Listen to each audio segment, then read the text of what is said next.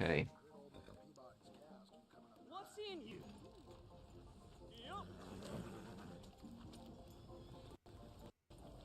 Okay, how's everyone doing? I hope everyone's having a great day.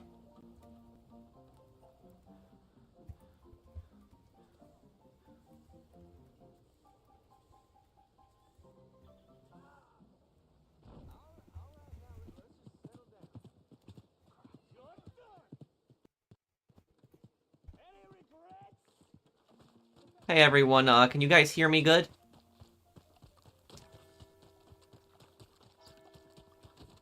Hey everyone. Happy Friday, the best day of the week, right?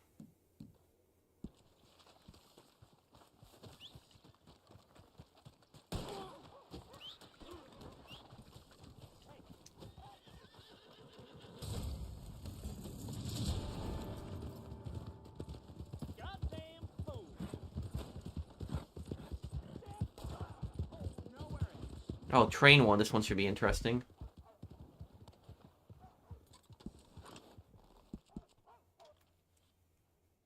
Seen the train one in some time. Yeah, but I'm starting to like Case 5 too. Also gonna have the first part of Men of Valor up tonight, guys.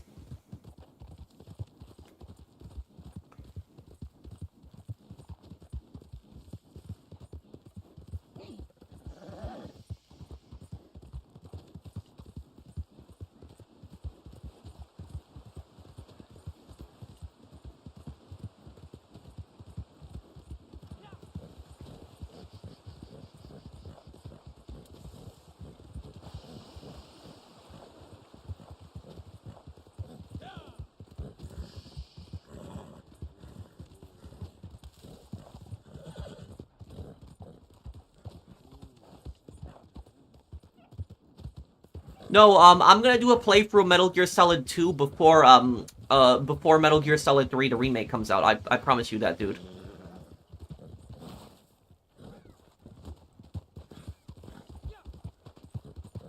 Your Max Payne lore video is really good. Thank you, dude. I'm glad that you enjoyed it. Okay. Okay, I'm gonna need a shotgun for this. No, horse, no! What are you doing?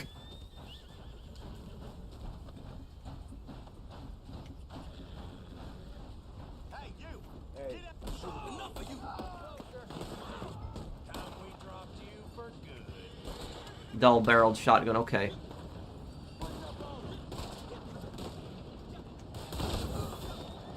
Oh, am I using... what? Incendiary? No. Okay.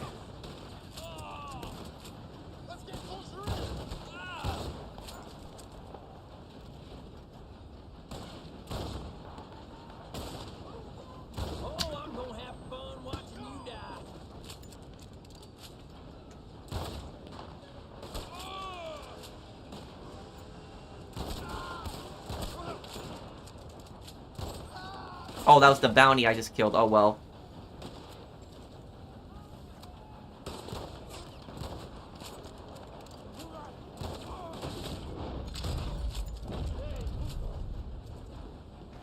Hey, Pro, do you see what happened to the guy who got millions, then banned, unbanned, rank plus out of nothing, then they reset him? Are you talking about, Arson Y? Is that who you're talking about?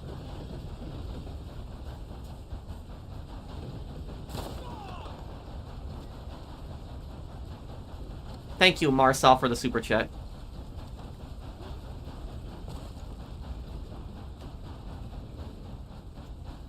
But aren't there plenty of people that are very unhappy about that gunner?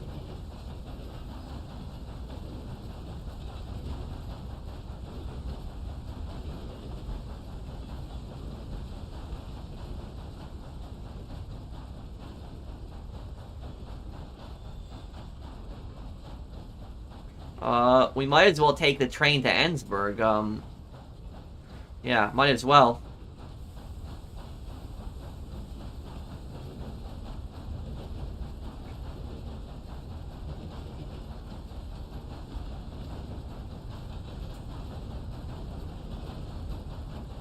Yeah, I'm gonna stream this Sunday, GTA, yeah, we'll do it.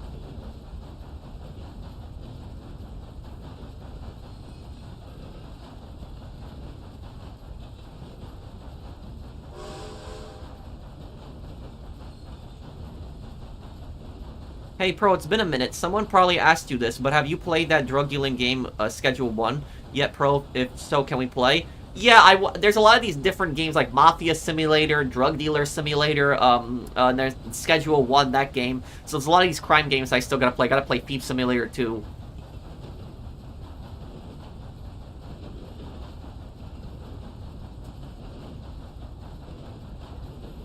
Yeah, and is that who you were talking about, Marsoff, also? Yeah, you were talking about yeah. Arson, okay. Yeah, Micah Bell is ultimately one character I do want to do a lore video on.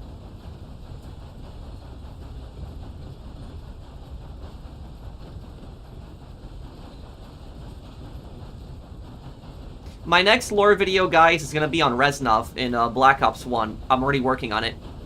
Started recording it last night. I'm going to have it out soon.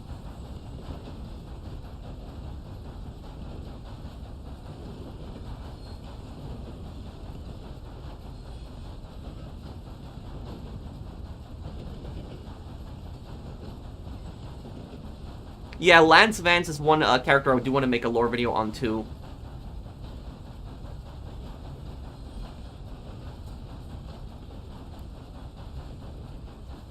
Wait, did the body get thrown off the train?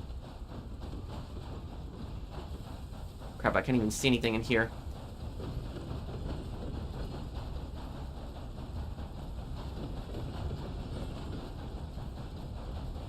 Can I do a lore video on Kane's suitcase and Kane and Lynch 2? He was seen with it meeting Lynch again, and the last time we saw it when they were heading to confront Brady.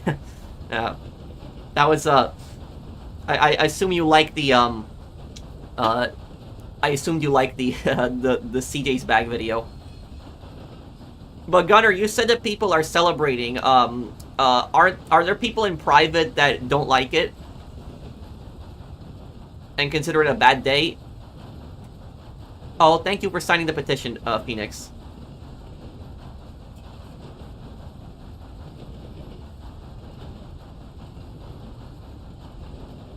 Don't forget Mom's blender, yeah. Katy Perry incident? What are you talking about?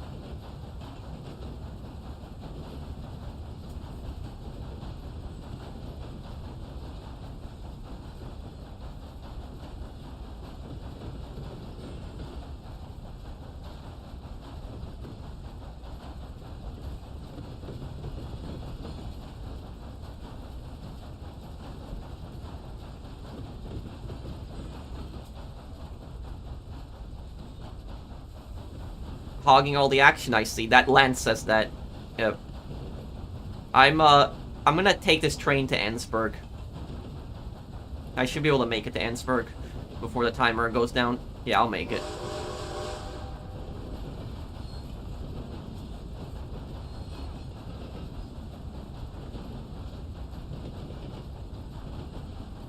Oh, she definitely knew, Nicholas.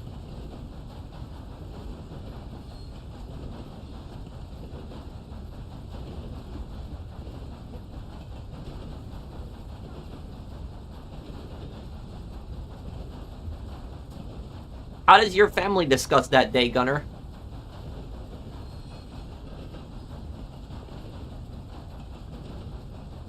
Lance Vance, yeah, Lance was a scumbag always,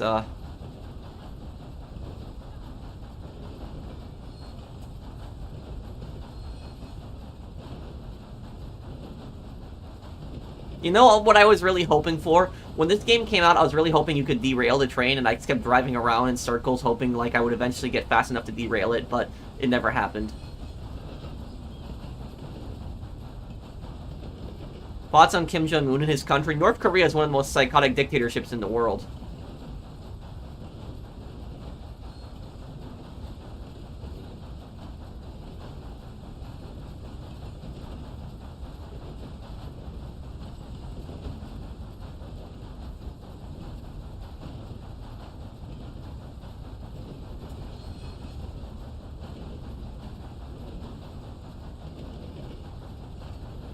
The smartest thing little Carmine did was not become boss in New York. Yeah, I would agree with that.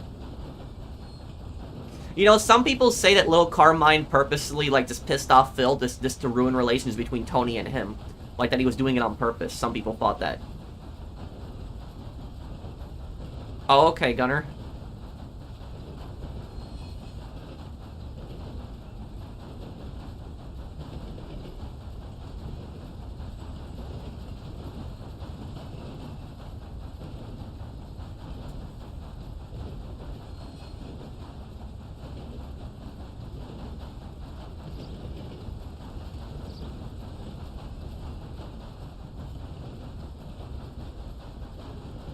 Man, I forgot how slow these trains are in this game.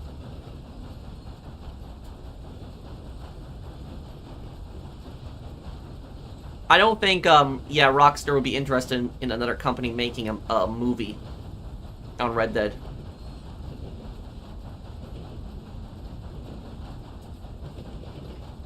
Hey, Young Hebrew, how are you, man? I haven't seen you in some time.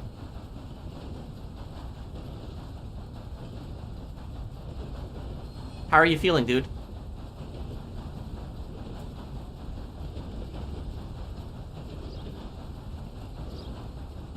Why do stoners celebrate Hitler's birthday at 420? Thank you for the super chat. I can't believe YouTube allows really long names. Wow, insane.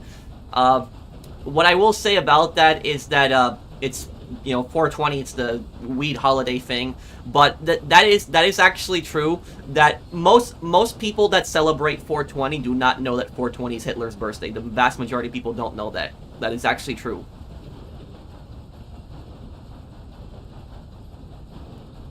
Russian Revolution, aka Communist Revolution, is still going to happen regardless of whether World War I happens or not. Yes, because there was what people don't know about Russia is there was two communist revolutions. There was the Communist Revolution in 1905, and then there was the Communist Revolution in 1917. The 1905 revolution, the communists lost. The 1917 one, they won. So World War I only sped that up. There still would have been another revolution. Thank you, Mr. Jesus.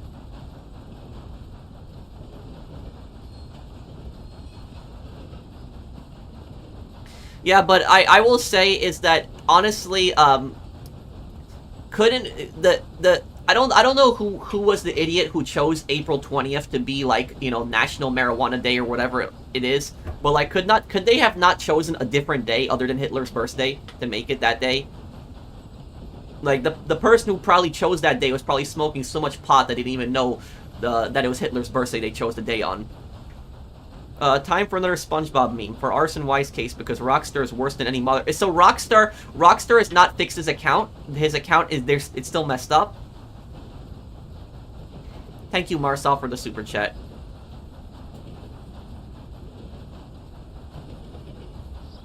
Yeah, I would say Big Tent Revolution too, but there was a bunch of the communists were a huge part in that too. Also,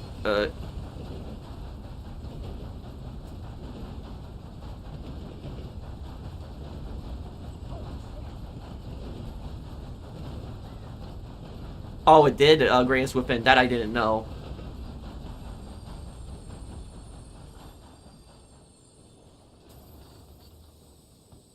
Thank you for the super chat.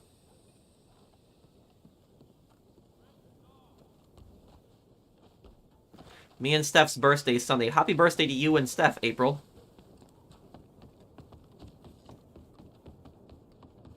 What kind of short was it, Genie? I might look at it a little bit later.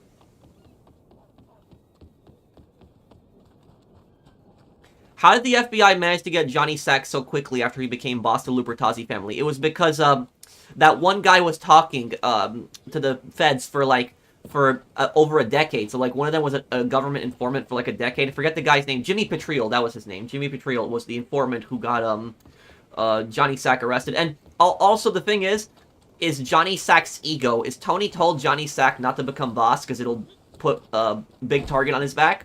But he still wanted to be boss, and that's what ended up happening. Tony even warned him that it was going to happen, but he didn't want to listen.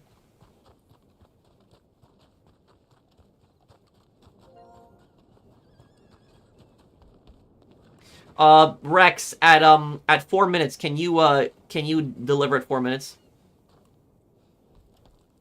Hanging in there, man. Enjoying your Ace Attorney playthrough. Oh, you've been watching it. Thank you, dude. That actually means a lot to me that you're enjoying my Ace Attorney playthrough. You know, I had a guy come by my live stream like a week or two ago, and he told me that, he found my channel through the Ace Attorney series, and that actually made me really happy that there was the videos were reaching a wider audience, and there was more people that were finding me through the playthroughs now. So that did make me really happy. But I'm also glad that you've been watching it, Young Hebrew.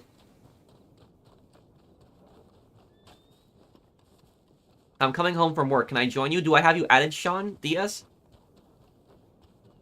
I'm doing good, Specialist. Do you want an invite? I found your channel for Red Dead Redemption 2. Oh, that's cool. I'm thankful. I'm thankful to you, Sean, for staying with my channel for so long. Even after Red Dead got abandoned as a game, support for it. I'm thankful that you've stayed with my channel and continue to watch me. Thank you. The thing about Ace Attorney is that perfect series that, like, you can, like, literally as your if you want to, like, watch a movie, or, you know, you're going to sleep and, like, you want to watch something, like, Ace Attorney is that perfect series to, like, watch during that. The stories are really good. Like, why am I in a train again? The stories in Ace Attorney are really well done. Like, the cases are really well written. Oh, you're Pickle. Okay, Sean. I've always wanted to go to Poland since my mother's family side is Polish, and I tried learning some of the language. Oh, that's cool, Nicholas. When are you planning on visiting? I found your channel for your Dutch Vanderland lore video. Oh, that was like 2018. That was like 7 years ago. Well, thank you for staying with the channel for 7 years, Eager. Bomb, I do appreciate that. I found you when you played Vice City. Oh, okay. Thank you, dude.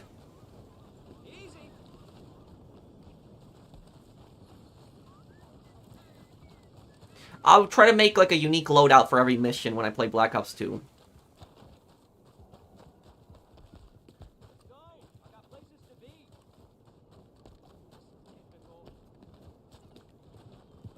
You found me through Saints Row 2. Oh, that's cool, dude. Did you like the other playthroughs I did?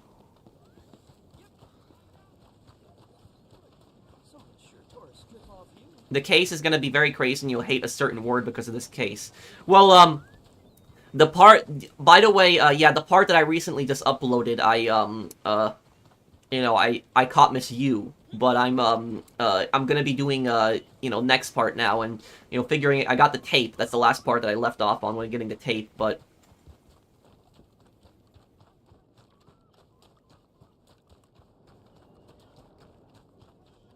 I honestly can't wait till you get Metal Gear Solid Peace Walker, which takes place after Metal Gear Solid 3. I just want to know how you would feel about the Sandinistas, being your allies in that game.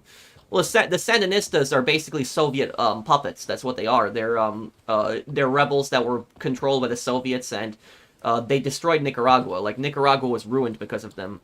The Contras were scumbags, too, don't get me wrong, but the Sandinistas really, ruined, Nicaragua.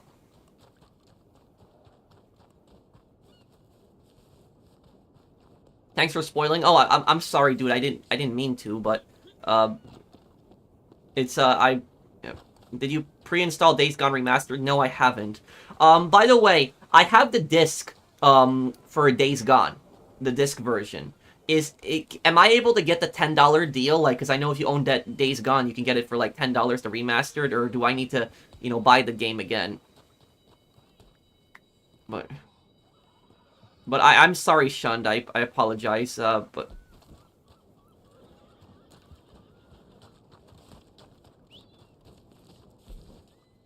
Okay, who's this? Oh, okay, let me...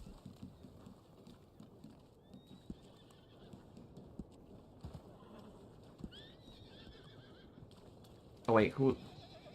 Oh, it's Chicken Wrap. Okay, that's...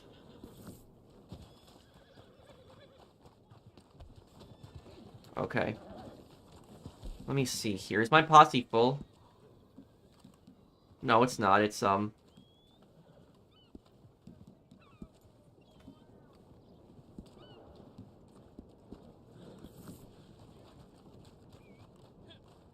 Have you ever talked to any Vietnamese-Americans before? Yes. But I have never really discussed the war. But I will tell you, I will tell you this, though, that Vietnamese Americans are some of the most anti-communist people, and they are very patriotic to the U.S. In their neighborhoods, in their restaurants, and their businesses, you will see South Vietnamese flags a lot of times.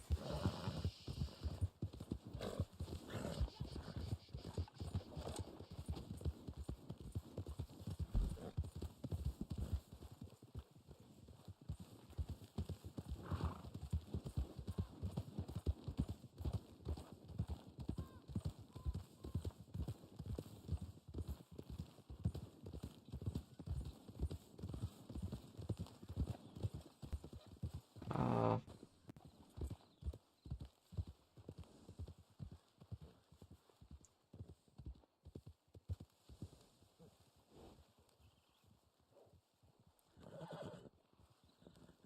yeah, what Ubisoft did is really stupid. Uh,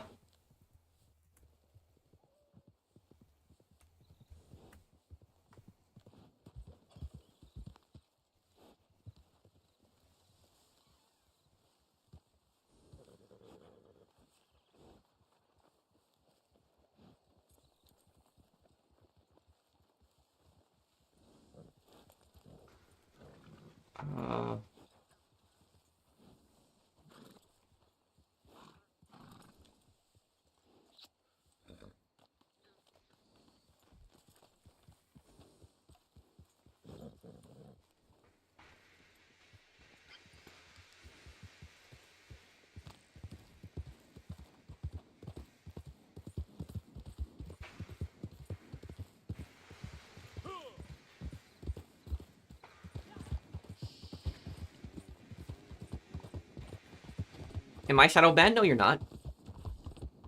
Any improvements read online? No, nothing.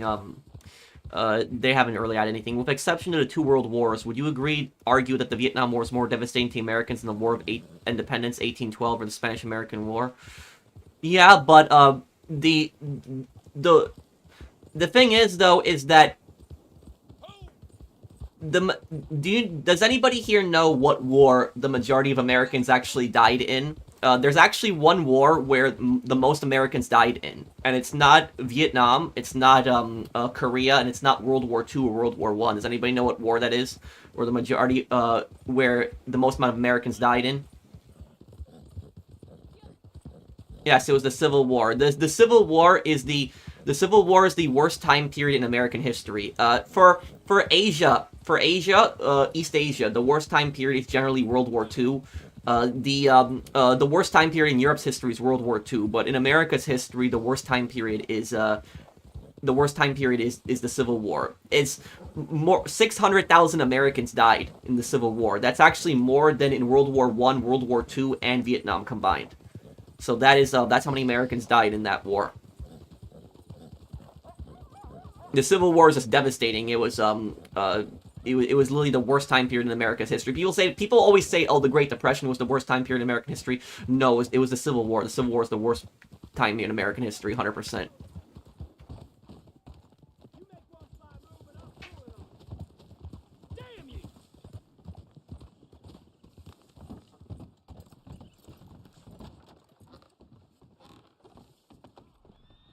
The Phantom Jam.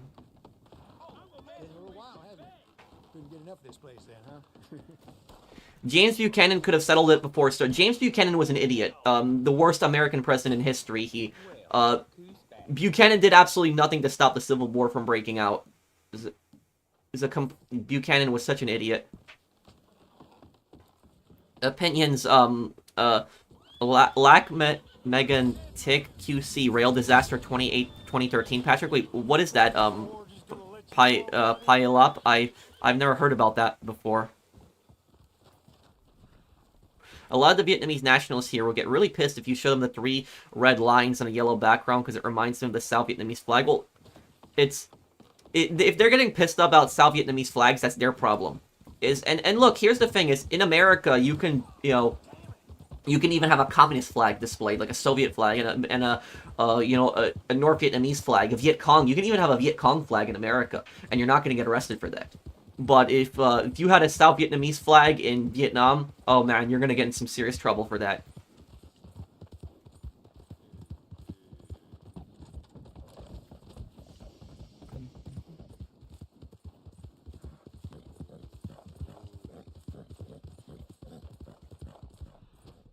Wasn't James Buchanan a supporter of the Confederate States as well? Buchanan was a naive moron. Do you know that Buchanan just asked the southern states not to secede nicely, and they said they wouldn't, and he believed them? Like, he actually believed them on that. So, like, that's what I'll say about it is, Buchanan was a complete idiot.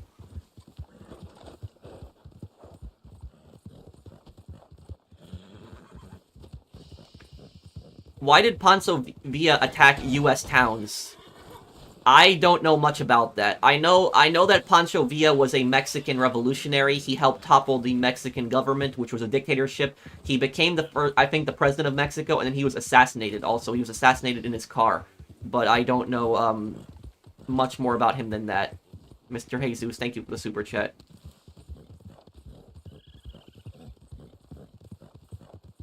Rail disaster in QC, and the rail company got away with it. QC, what's QC? Is that Quebec?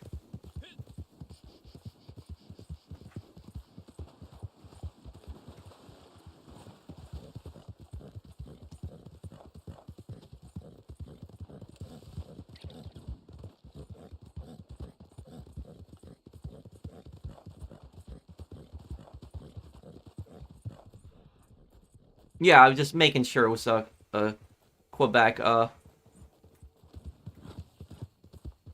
What do you think of Henry Kissinger? Was he the worst Secretary of State in U.S. history? Henry Kissinger was a warmonger.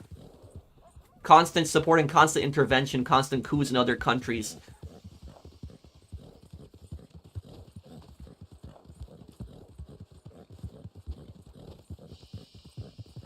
No, I've never been to Gettysburg. I should go one day.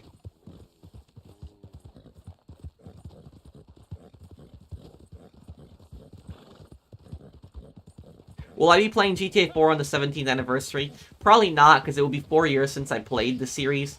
What I'll probably wait for, I'll do a playthrough of GTA 4 again on the in 3 years from now. But what I will say, if you're looking forward to GTA 4 content, I'll do a stream of GTA 4 on the anniversary. It's April 28th, right? April 28th. So it's 2008. I'll do a. Sorry, I disappointed with the Fantavision. You didn't disappoint me, Vertigo. I watched a few of you. Why do you think I'm disappointed? I watched a few of his videos. Is there another video you want me to watch?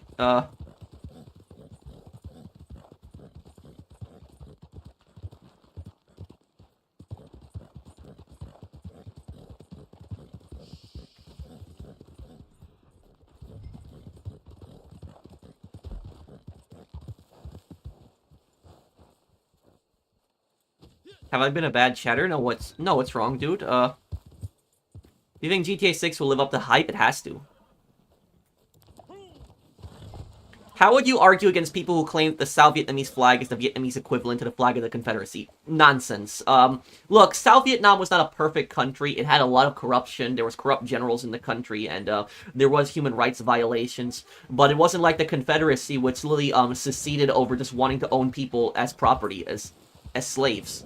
So it's you know, the Confederacy was evil. You cannot, you know, South Vietnam was not a perfect country. It had problems, but like, you know, comparing like South Vietnam to the Confederacy is not, you know, comparable. This is a nightmare. Jesus.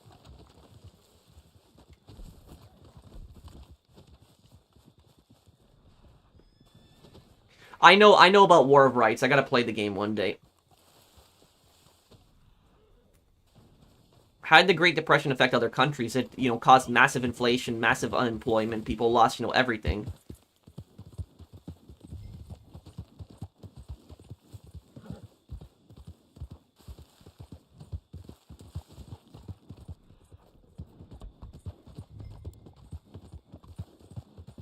Yeah, I was a bit suspicious of her, Sayak, but when I heard the laugh at the start, I knew it was her. In your old school evil Jake, I bet he's the next convict right now. Well, I wouldn't. There was this kid I went to middle school with, Jake, who was like a complete psychopath, beat kids up, attacked them all the time. I wouldn't be surprised if he's in prison right now for murder, because he was such a bad kid. Heaven help me.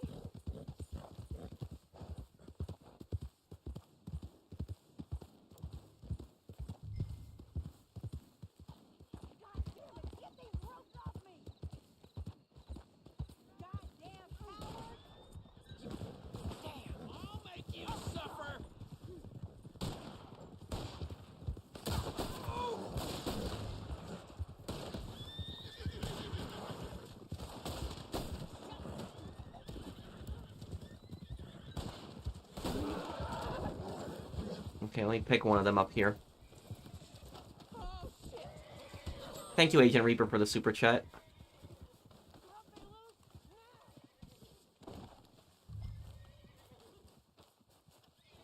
Any plans for Easter? Not really much. What's the next game you're playing after Black Ops? Men of Valor. We're actually gonna have it up tonight.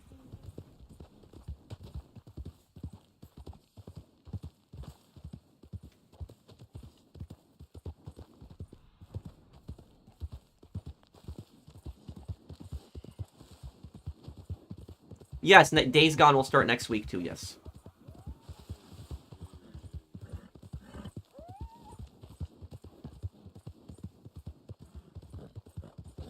I didn't think the Phantom was kind of lazy written. I thought he was pretty decently written. He was probably I think the Phantom was probably the biggest twist in the Ace Attorney series. I probably would say that. Just I did not expect that from Fulbright.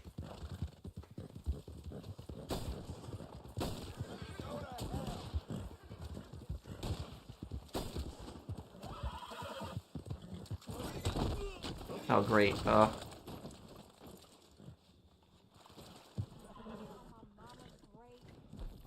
Who would you say was the best camp leader in Days Gone? I'd say Captain Curry easily. Iron Mike's a good guy, but he's too naive. Yeah, I would say that about Iron Mike, is Iron Mike is too naive.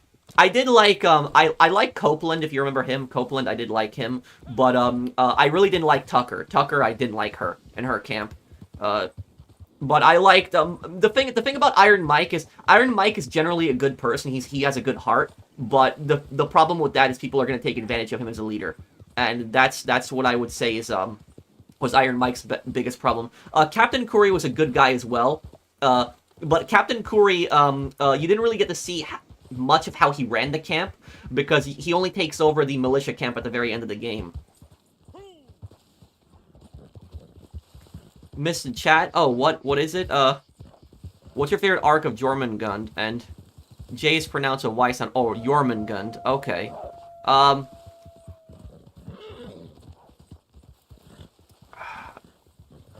My favorite arc in Jormungand. I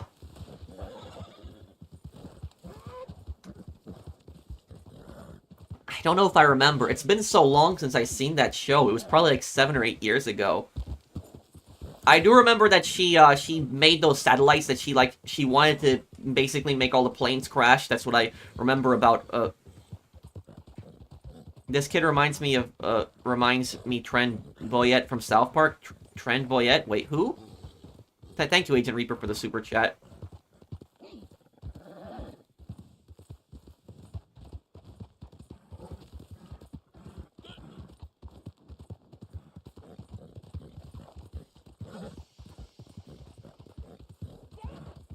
I could, probably, for the 20th anniversary. I want to do a playthrough for Vice City Stories. I want to do a playthrough of Liberty City Stories this year.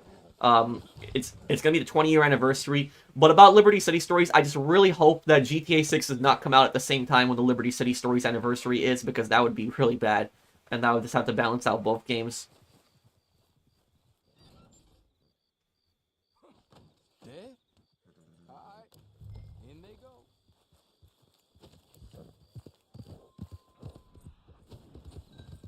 Is there something really shocking that I'm gonna see again in that case, Jam? Because I got up to the part where Bad and you were taken away, and it was and I got the videotape. That's what I got up to now. That's where I left it at.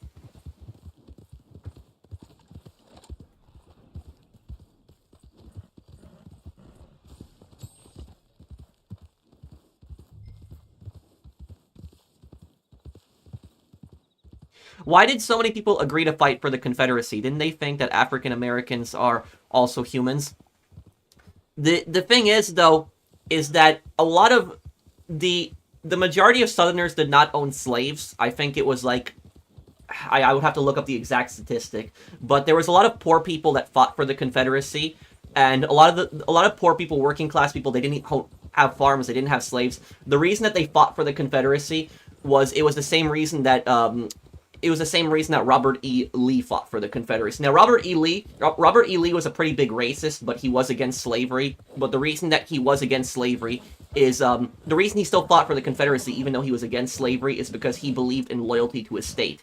He believed in loyalty to the state of Virginia. And so for him, he could never fight against the state of Virginia. Even if Virginia was wrong in that conflict, he felt that it was his duty to defend his state of Virginia and side with his state, no matter the cause, the situation. And that's how a lot of poor Southerners felt. They might have not have supported slavery, but they were loyal to their states, and they, even though their states were wrong, that is the reason that they were fighting for their states. And also at the same time too, I will say this about these guys, is that the Confederate leaders would spread a lot of this propaganda around, and they would say that, oh, the North is trying to violate your rights, and they're gonna destroy your states, and they're gonna destroy your states, your livelihood, and everything like that. And we need to defend ourselves. It was propaganda. It was propaganda, brainwashing like the poor into believing in the Confederacy, supporting the Confederacy's ideals, and stuff like that. But I will say though something. There is something that a lot of people there's a lot of misinformation specifically about the Civil War in this part, and I would say that when it comes to American history, the most false thing that's taught in American history, the number one thing that's not true in history, in American history at least, is there are people out there that believe that the Confederacy had nothing to do with slavery. Like, I'm not joking. There are people out there that actually believe that. Like, there are people who believe the Confederacy had nothing to do with slavery. They thought it was completely over states' rights, but there are people who actually believe that nonsense. But here's the thing is, when the Civil War happened, every single state declared the reason that they seceded. Like, they gave it specifically the reason. And it was virtually all of the Confederate states, the reason that they seceded was over slavery. Like, almost all of them. I think there was only one southern state that claimed it wasn't over slavery. I forget which state that was. Somebody in the comments might know. But it was like virtually all of them, said it was over slavery. And not only that, the Confederate Constitution actually says that slavery is an integral part of their country. So I don't know how anybody could honestly argue that it wasn't over slavery. The thing is, though, is that when the Civil War happened, Jefferson Davis, who was the president of the Confederacy, he made it clear this was over slavery, that we're seceding, and all of the Confederate leaders knew that they were fighting for slavery. They knew it. The thing is about the reason that people believe that lie, that the Confederacy, that had nothing to do with slavery, because it happened 20 years after the Civil War. So 20 years after the Civil War, when it was like the late 1880s, the early 1890s, a lot of these Confederate veterans were starting to get old. They were getting older, and they were getting to their retirement age. They were dying, and they didn't want their legacy to be that they had fought basically for a slave, system. And so they started creating these lies and these conspiracy theories, and they started saying that it was a fight for states' rights. It had nothing to do with slavery, when the whole thing was over slavery. That's what the Lost Cause myth basically was. It was created by a bunch of, neo-Confederates, like, 20 or 30 years after the Civil War, who were basically saying that it was over states' rights, when that's, no. It was primarily over slavery. And I will say this, about that. I don't know, the states' rights to what exactly? Because I hear this argument all the time where people say, oh, it was over states' rights, it wasn't over slavery. The states' rights to what? To what exactly? And nobody can ever answer that question. It was the states' rights to slavery. That's what it was about primarily. So it's like, you cannot own another human being as property, but there are a lot of, I would say, people out there who falsely spread this rumor around that it had nothing to do with slavery. It was all states' rights. Not true. It was all about slavery. Hello, Pro. I just finished Call of Duty Ghosts on Hardened, and I wanted to facepalm at how scared I was of the sharks as a kid. Exposure therapy is so helpful. Are you talking about the underwater mission? Mr. Waifu, thank you. Am I a communist or a socialist? No, I'm not a communist or a socialist. I identify mostly with the Libertarian Party, which libertarianism is the complete opposite of communism. It has nothing to do with it. It's literally the complete opposite of communism.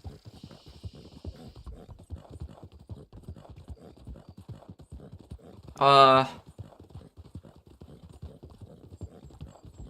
did the Free French treat the colonial soldiers from Senegal and Algeria who fought for them so poorly? Because they used them as cannon fodder. That is it.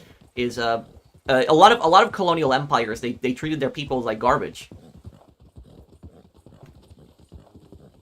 The thing is, though, is that Americans were treated really badly by the British before the revolution happened. So the thing is, though, there was really a title thing that if if you were an American that lived in America before the Revolutionary War, if you tried to call yourself British, if you said, you know, I'm British, you might have been born in like New York. Let's say that you were born in New York during the 13 colonies, right? And you tried to call yourself British. If you lived there back then, they would say you're not British. They would say you're a colonist. Like the British would actually say that to you, even though you might have British parents. Your ancestry is clearly British. Just because you were born in the 13 colonies, they would say you're not British. You're a colonist. And during the French and Indian War, what happened was a lot of Americans were actually sent to the front lines first. So a lot of Americans were basically used as cannon fodder during the French and Indian War. And so Americans were treated like garbage, like their lives weren't valued by the British. And that created this resentment, towards the British. And George Washington was an officer in that war. He knows exactly what had happened. He saw that, that stuff that was happening. So that was that. A lot of people don't know how badly like Americans were like treated by the British before the war. Like they weren't not considered British. They weren't considered British citizens. It was stuff. That's why Americans became so proud of their identity, because they were treated so badly by the British. They said, we're gonna create our own identity. We're gonna be our own people.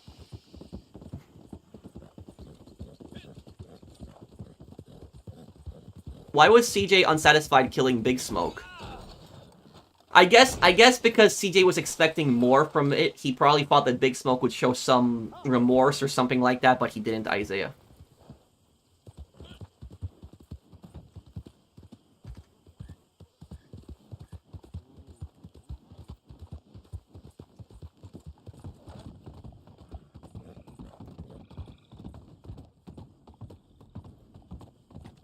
Do you think Avon Hertz was based off of Elon Musk? Yeah, I'm pretty sure he's a parody off of Elon Musk. Can we talk later tonight? Sure, Jimmy, just make sure to remind me. Just send me a message later. Thank you for the super chat.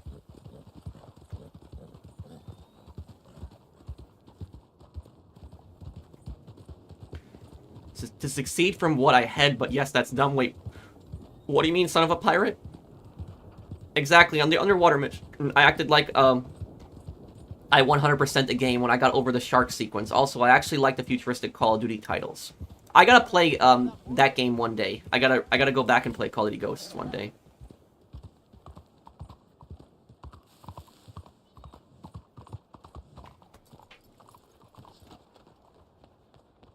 I'd say well done for the last job, but I really don't care.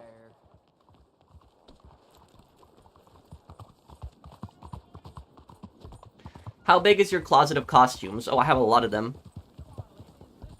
What, is everything okay, Melon?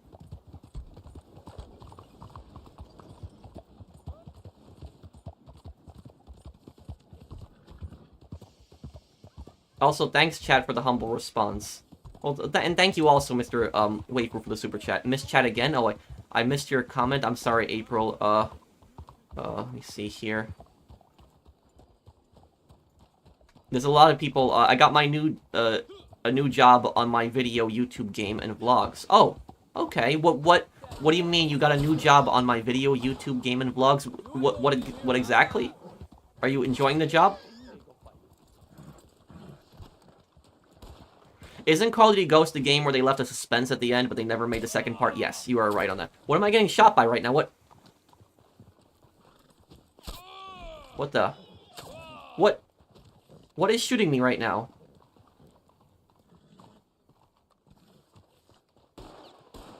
I'm generally confused right now.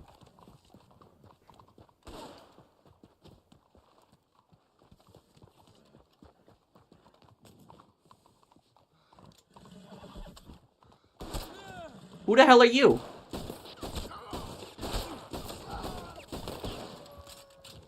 This random NPC just shooting me.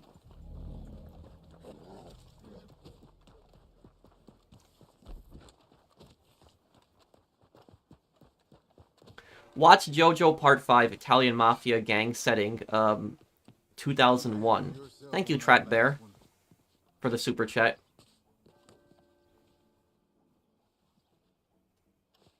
You are making quite a name for yourself. Well then. Time's a wasting, friend. Paid killing. Okay. No, I didn't know that, Gunner. I'll give you some. some of the oldest work there is. A lot of people have been recommending that JoJo anime to me. I should check it out. Killing men. Do I have silver and gold play button? Yes, I do, Agent Reaper. Thank you for the super chat. I have both of them. And if he's on to them, Maul is getting his own show. It's called Maul's Shadow Lord. Really? Your first quarry. Which of the 10 GTA San Andreas characters you hate or find annoying? Zero is annoying. OG Loke is probably the most annoying character in San Andreas. Thank you, Isaiah. Those Pulaski is annoying. You really need to have that out. My God! If this is what you want.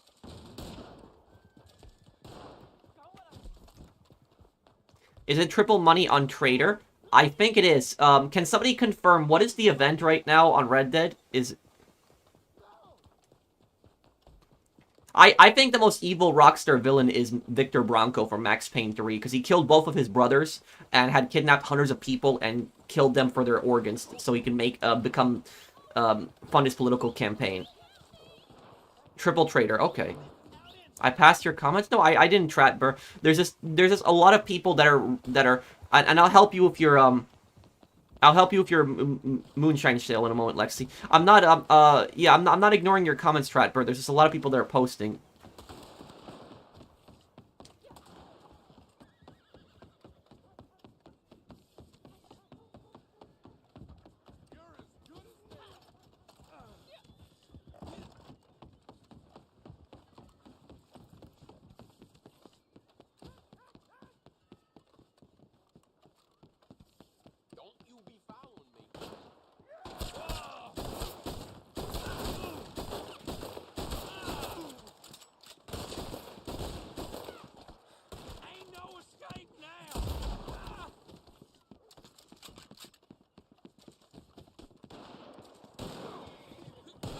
We are supposed to get more daily challenges this month? What do you mean, Jeff? I'm actually surprised they're doing anything with this game. Really, Melon? That should be interesting to watch.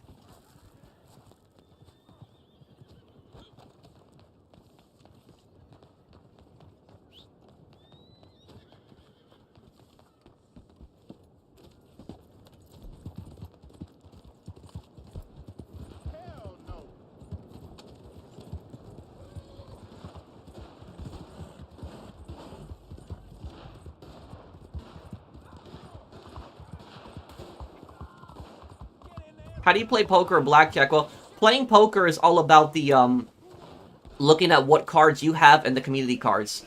And basically, thinking that you're gonna have a better chance than the, thinking that you're gonna have a better chance than your opponent. No promotions worth this shit. Oh my God. Someone from my elementary school actually got, sent to prison for a joint enterprise and a gang attack. What?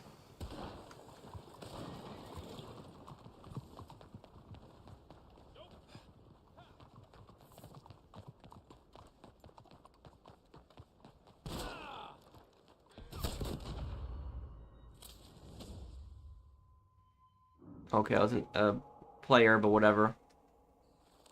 Lexi, you said you needed help selling, right? Can you invite me to your posse, then?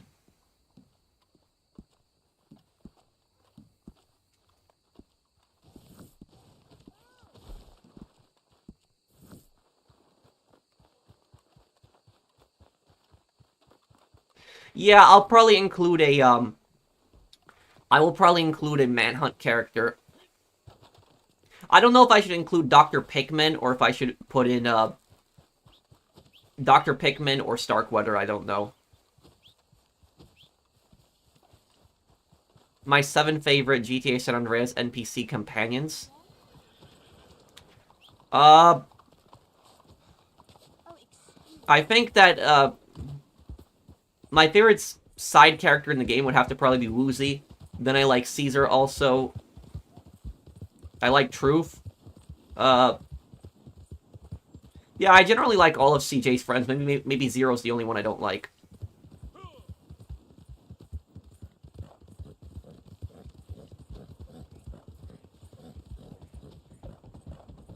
Mike Torino? Yeah, I like him too.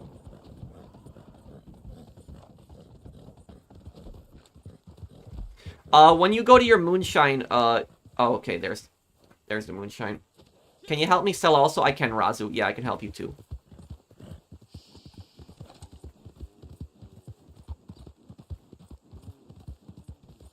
It won't let me invite WRV. WRV, you have to leave one of your posses. You're in too many posses. Leave one of them so that Lexi can invite you.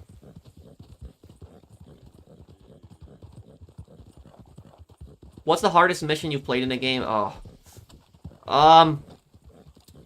Maybe the Isaac Frost boss battle in Fight Night Champion, or I would say, what is it, the Colonel Raddick in Killzone 2 in Elite difficulty. I'd probably play it this year, Gunner.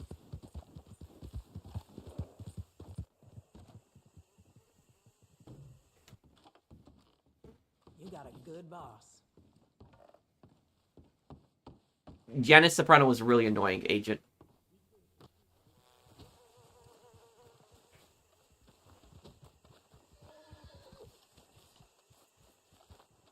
I'll do something unique for it. Came in when I play it.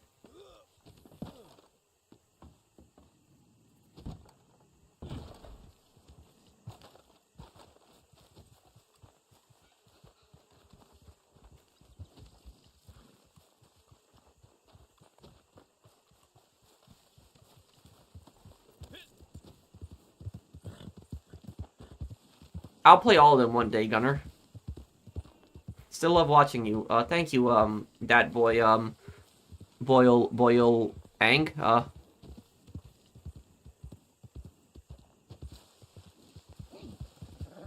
What do you think that the Indian government is considering to remove the physics and math requirements to become a pilot right now? You need to have physics and maths in grade 12 to be a pilot. Honestly speaking, I don't know. I don't know if that would be required to be a pilot. I don't know if you would need. To be a pilot, I'm assuming you would need to calculate some math. You need some math, but I don't know. I'm sorry, I just don't know. I don't know if that's.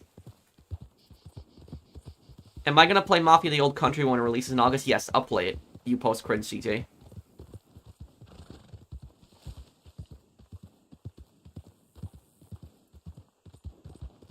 That should be interesting to watch, Melon. And is this after the Bad Batch, Melon?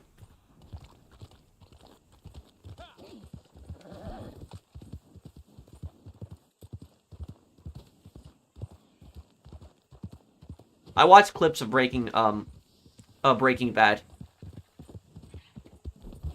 Yes, we'll do it in May, Hustler.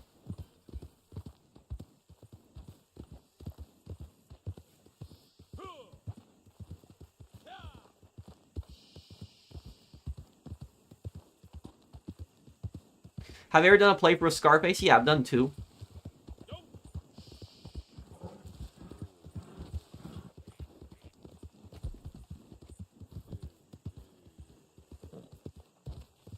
What about Sweet being your favorite GTA character, huh? I would say he's probably my favorite member of Grove Street, but he can get pretty annoying at times too.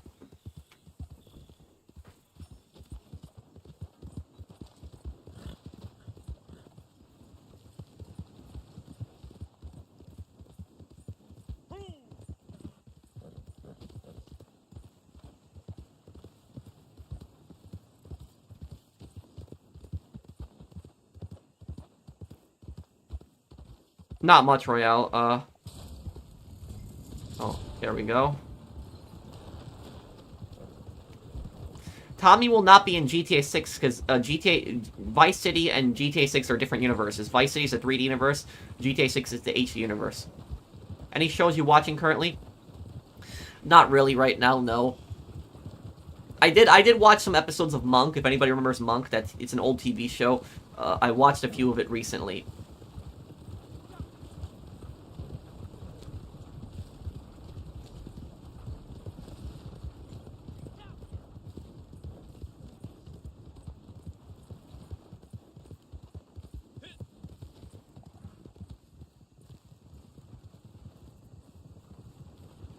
I didn't watch the footage, Polyps, but I did read into that school. Let's move up.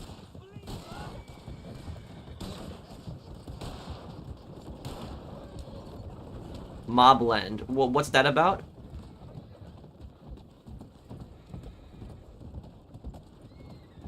Do you think we'll get GTA 6 this year? Yes, I do. I do think we will. Thank you, post-cringe CJ, for the super chat.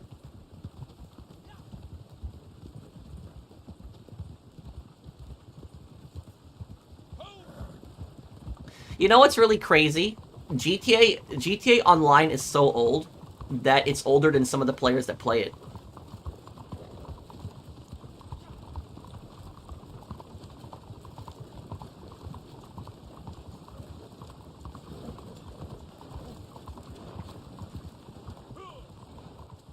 The JRC, it's this school in Massachusetts that's for disabled kids. But what the school does is the school electrocutes kids. It shocks them. It's really cruel, and I don't know how that school is open today. I cannot believe that that's a real school that's open.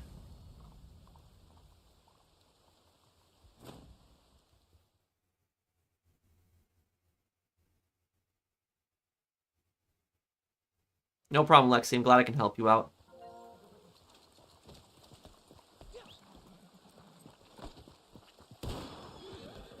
What was that about? I'm confused right now. What just happened?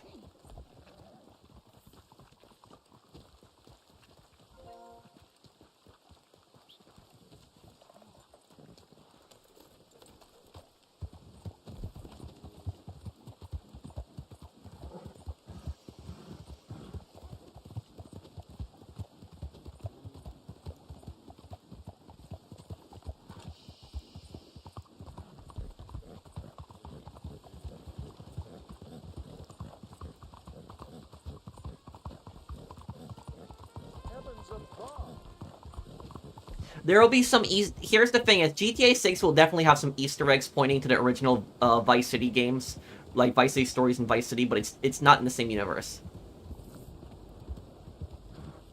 You were teleported to the swamp after dying? What?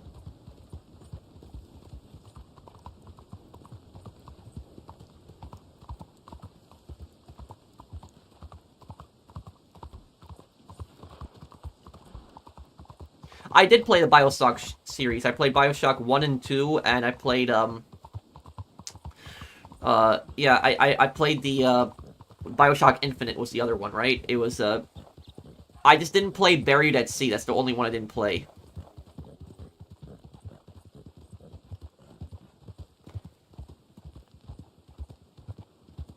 Well, the thing is, both countries, the Soviet Union and the US, were experimenting with mind control. Both countries did it, Gunner.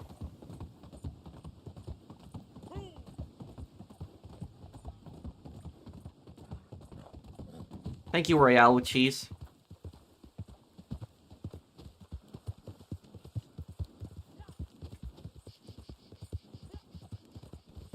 No, I didn't even know where Grove Street was at the time, Zombie Fanatic, but I wasn't expecting much from it, because I also didn't know it was a different universe. It was the same universe as GTA 4.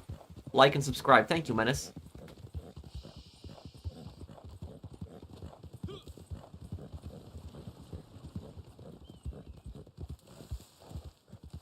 The challenges. There's challenges in the single player? Forgot about that. I'll take a look at it later, Melon.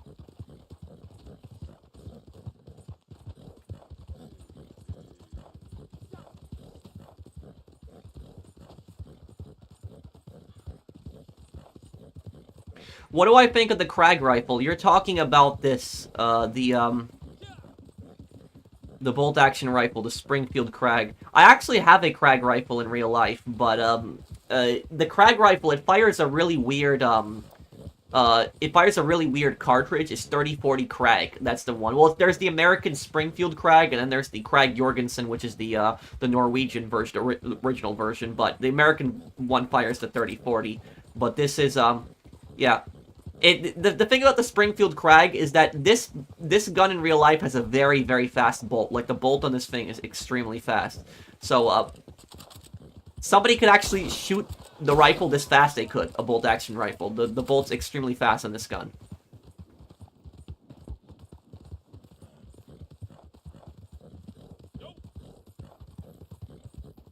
What are the top 5 countries you want to visit and why? Probably Poland is on that list because I have family there and I haven't been there in 10 years. Thank you, Post Cringe CJ. Another one would be Japan, specifically Hokkaido. I always wanted to visit there in the winter time. Another one I wanted to visit was Switzerland. I always wanted to see Switzerland.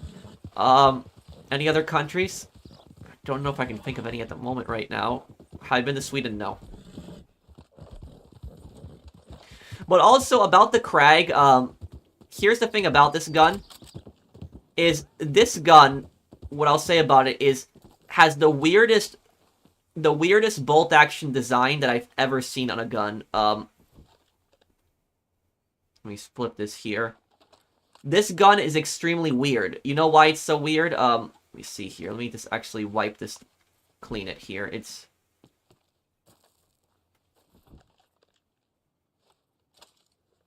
That is not how you clean a firearm.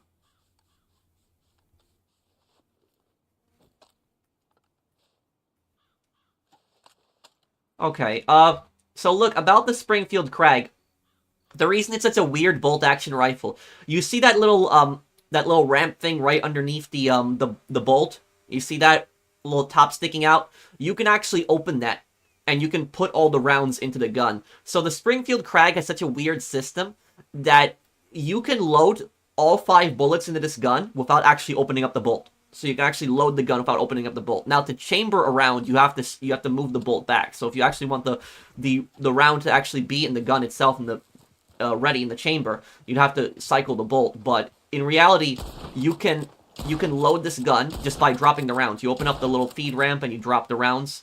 See that? See that? You see what he's doing? He just drops the bullets into the gun. That's exactly how the gun works. You just drop the bullet. And I'm actually surprised the gun works like that. You can just drop the bullets inside and it'll work. I'm actually very surprised by that.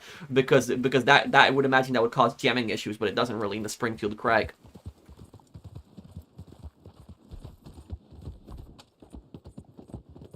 Yeah, I would, Gunner, but if they saw any of my videos, I wouldn't get in trouble for that.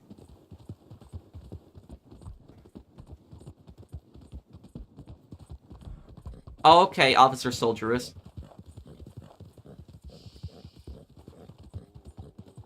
You know about guns? Yeah, I know a little bit about guns.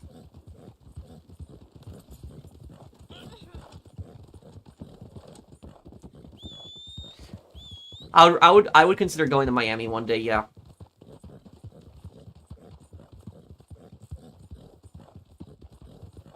Then yeah, I would consider visiting Gunner.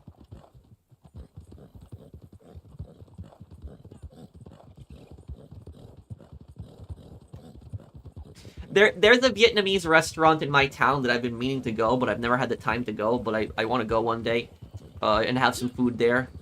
But I've never had Vietnamese food, actually. Is there a lot of seafood? I like seafood a lot.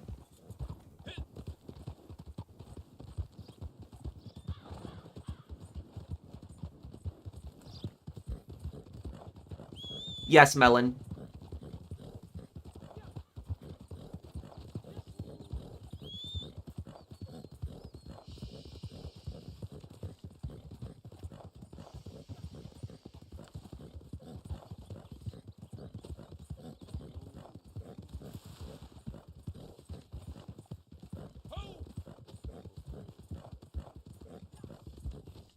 Oh no.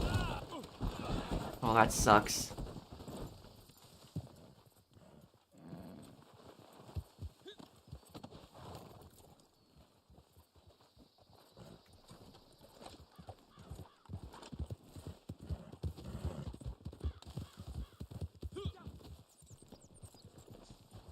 How are American tourists treated, Gunner, in Vietnam?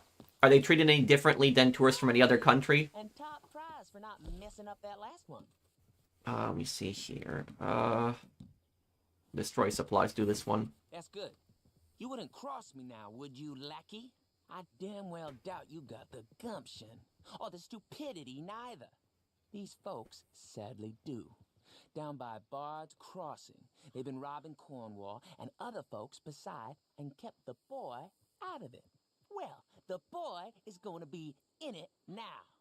Get over there and smash what I've never had Vietnamese food. I want to try it, but I like seafood a lot. Oh, you did Menace? Yeah.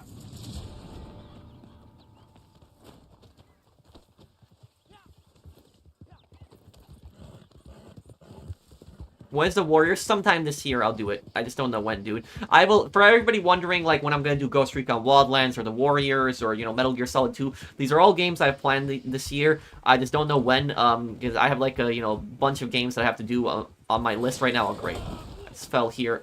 Oh, this is bad. But I'm gonna get to these games, so don't worry. This might take me a little bit of time.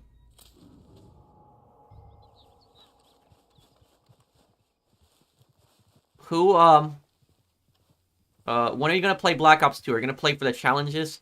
And what am I gonna do with the loadout? What do you mean by challenges? What do you mean by that, exactly? There's challenges in Black Ops 2? Because I haven't played the single player in so long, I think I might have forgotten that. I remember the custom loadout screen, you can make custom loadouts. Like, Gunner, I want to ask you something. Are you able to, like, play, like, a game like Men of Valor in Vietnam or, like, Black Ops, or are those games, like, banned?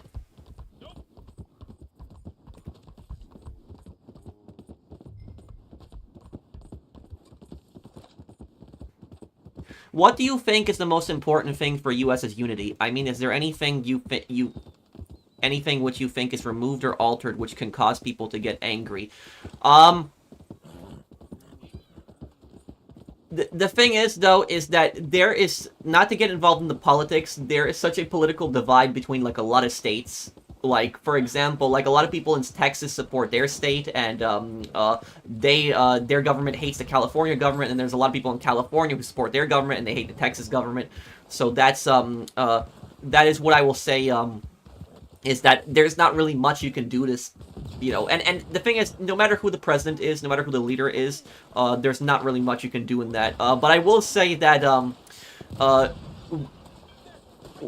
like, one thing that's personally I've had, like, a massive problem with, that I think, like, just makes a lot of Americans is really mad, and is just constant attacks on the Second Amendment, and, like, and just trying to portray, like, gun owners as, like, bad people. Because I've seen that a lot. I'm from New York City. That's where I grew up. And a lot of New Yorkers, I would say, look down on people who own a firearm. They treat them really badly. And what they don't understand is that in a lot of states, people really cherish that, being able to own a firearm, that they really value that. It's a huge part of their culture. It's a huge part of their way of life, especially in rural places. And a lot of people from cities don't understand that. And I would say that causes a massive divide between, like, cities and rural communities.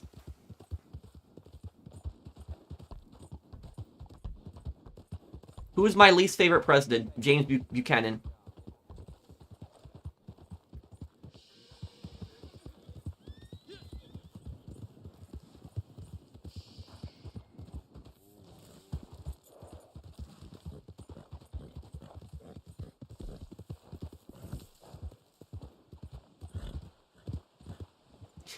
And I will say, though, when YouTube started censoring so many, like, gun YouTubers, it's disgusting that there wasn't more YouTubers who, like, talked about that. That is, there's, like, people basically were okay with censorship when it comes to gun channels. That was California, Luis, and I think they removed it.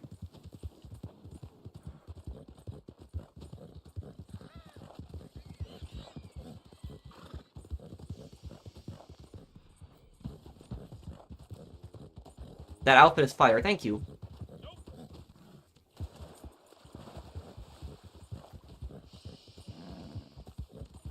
You know, I'm gonna go to my moonshine. We'll check and see what's going on here.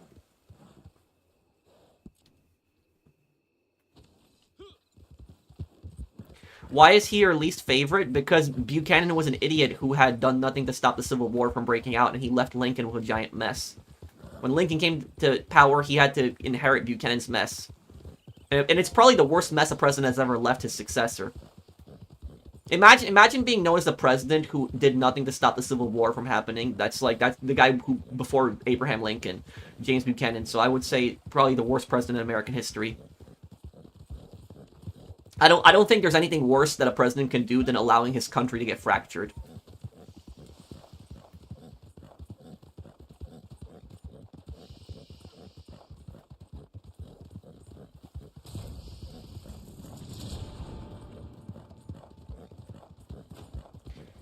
What's your question, Suppressor? Can you post it again?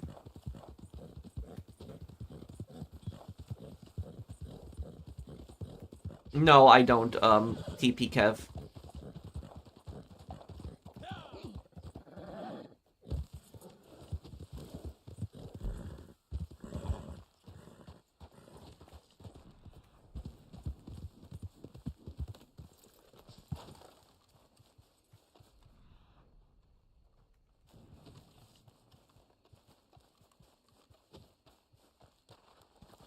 You posted it, Suppressor? Oh, let me look.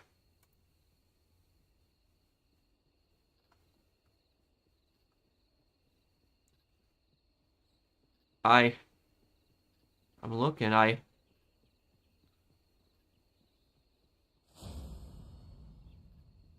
If I miss your comment, guys, don't be afraid to post a comment a second time. I'm not gonna time you out for spamming, don't worry. It just, this stream alone has had hundreds of comments, so I cannot read every comment. I'm trying my best, but just please don't get mad at me if I miss your comment. I will eventually see it if you posted enough.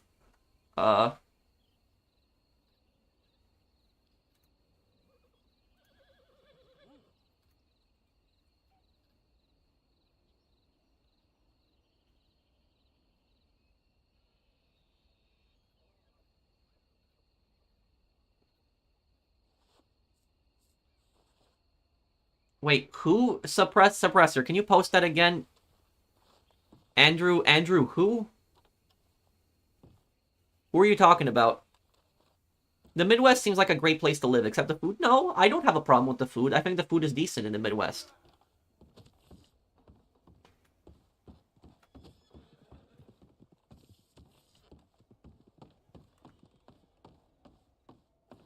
Dispatch is parfait. We can ship it. The only thing I would say, the only thing I could see somebody complaining about Midwestern food is that there's very little vegetarian restaurants here, like in New York City, for example, where I'm from. There's a lot of vegetarian places, but there are restaurants that serve vegetarian options, but it's not common, not like New York. So that's one thing I could see. But if you're a meat eater, you'll be fine in the Midwest. There are a lot of vegetarian options at supermarkets, though. Our clients are a little impatient for sure. We wish to make a good impression. These customers have shown they have some good taste. Their palate is simple, of course. But Who's Andrew Ditch? Culture, I have to admit that they have chosen well. They know about the 80s TV show Magnum P.I., which was praised for its depiction of PTSD and trauma by Vietnam War veterans, since Thomas Magnum himself is a Vietnam War veteran who served in the U.S. Navy. I've never heard of that one. I did watch Tour of Duty. I don't know if you know Tour of Duty. It was a 1990s American TV show about the Vietnam War. How do I feel about Andrew Johnson? Oh, he's an idiot. And the thing about Andrew Johnson is that Lincoln appointed a Southerner. Johnson was from, I think it was Tennessee, right? So yeah, so Lincoln appointed a Southerner, thinking that by appointing a Southerner as his vice president, he could kind of like bridge the gap in the divide between the North and the South. Because Lincoln's entire policy was forgiveness. That's what Lincoln's entire policy was. That when the Civil War ends, the Southern states will be forgiven. They have to just 10% of the people have to vote to join the Union, and they will be admitted back into the Union.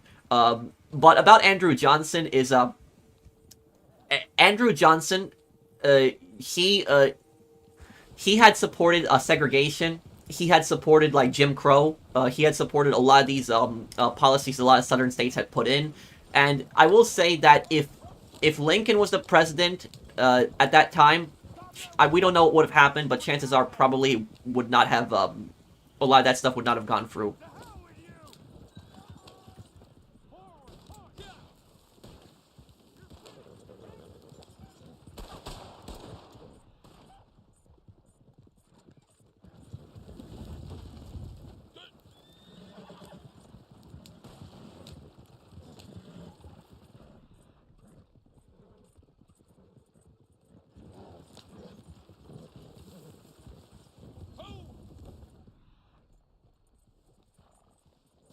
Maybe in a way, zombie fanatic.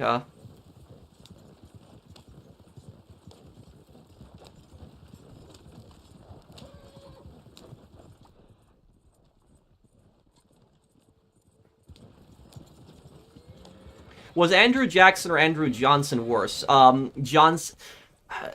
In I would say that Johnson was probably worse than Jackson. About Jackson is Jackson was a pretty racist president, and he was a brutal guy. But I will say that Jackson did have one accomplishment. Like a lot of people know Jackson for the Trail of Tears. That was the worst thing that he did. But Jackson did one thing that no other American president has ever done in history. One thing, and I'm not joking when I say this. Not one other president in American history has done this. We know what Andrew Jackson did. His greatest accomplishment: he paid off the national debt. Like, he is the only president in American history who paid off the entire national debt. No other American president has ever done that. So that was Jackson's greatest accomplishment, I would say, is actually paying off the national debt and getting America out of debt.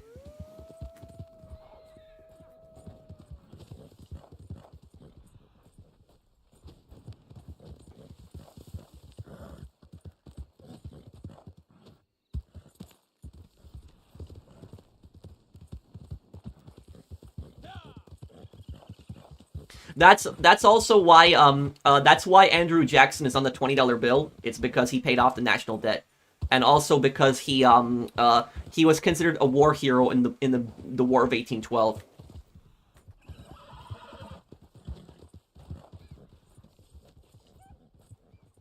Shrimp tempura is good.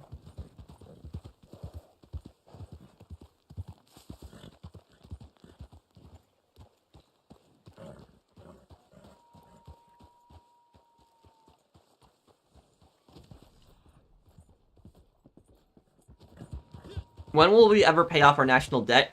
The national debt is probably never going to get paid off. Literally, if you are my age, you're around 30 or even younger in your 20s. When you get to like senior years, the national debt is still probably going to be even more. It's probably never going to be paid off.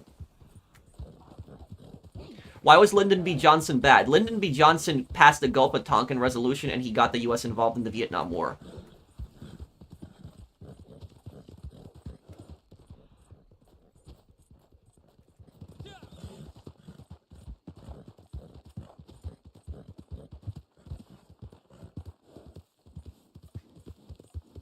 A KGB agent by the name of Ivan? How did that happen, Gunner? Do you think Watergate ruined Nixon's legacy? Yeah. Nixon had some serious problems in his administration. But Lily, that was the 60s, and we had Lyndon B. Johnson, and then we had Nixon. It's like some really bad leaders.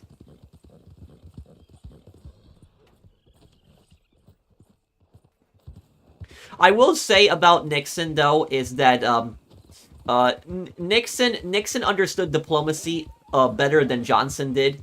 Nixon traveled to China, and he met with the Mao, and he calmed things down with China because tensions were really high with China, and so he kind of calmed things down at that point, and kind of got China a little bit closer to the U.S. than the Soviet Union, that was a good thing that he did.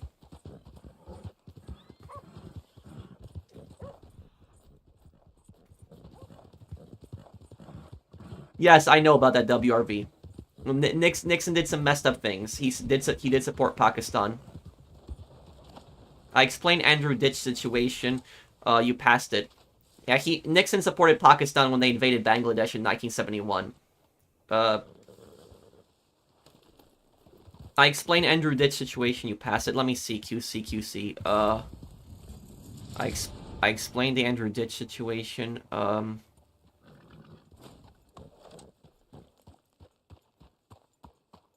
He's a guy that fakes autism and poisoned his family. He shares the same birthday as you and Suppressor wants you to look him up. What?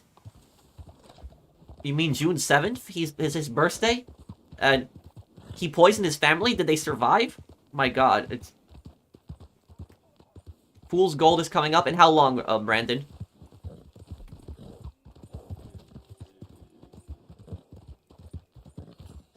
When is the first playthrough of the Men of Valor game? Right after the stream today.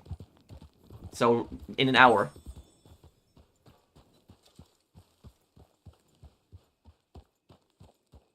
Oh, speaking of which, you guys want to know something really funny? I'll tell you guys a really funny story. Something that happened today.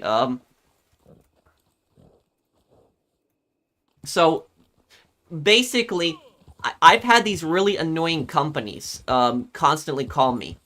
And these really annoying companies, they're real estate companies. And they won't stop calling me. It's getting really annoying.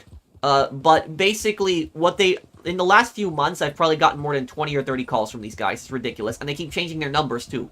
But basically, what these companies do is they're constantly calling me and they're asking me about my rental properties. Because I own 2 rentals. And they're constantly trying to buy my properties from me. And I don't want to sell them. I use them as a business. I like having those rental properties. It's passive income for me.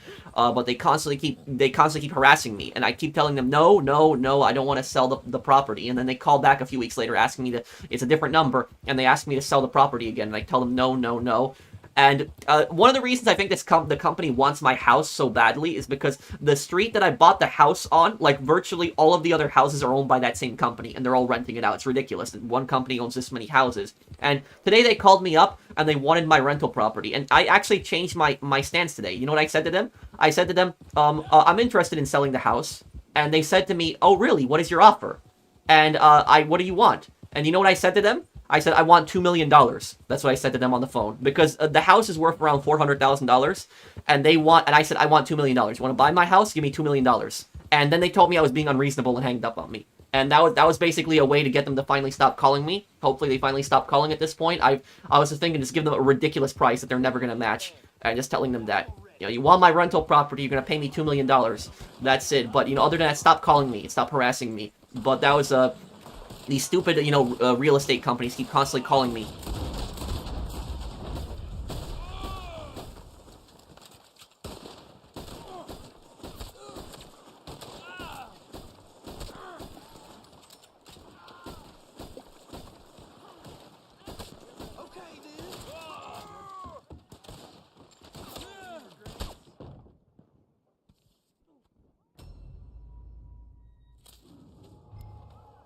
Do you think Puerto Rico should become the 51st state?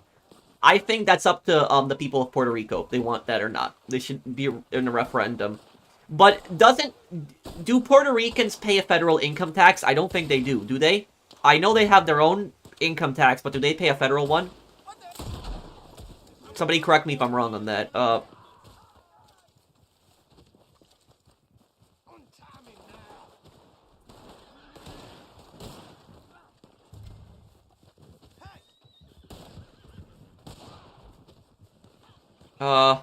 Did I check out the Indiana Jones game? It's actually pretty good. Thank you for the, super chat, Mythagoras. Yes, I didn't play it, but I've looked into it. It's really interesting how it has a lot of different, places of World War II that you hadn't seen, like fascist Italy, and then there's also the Japanese invasion of China in the same game.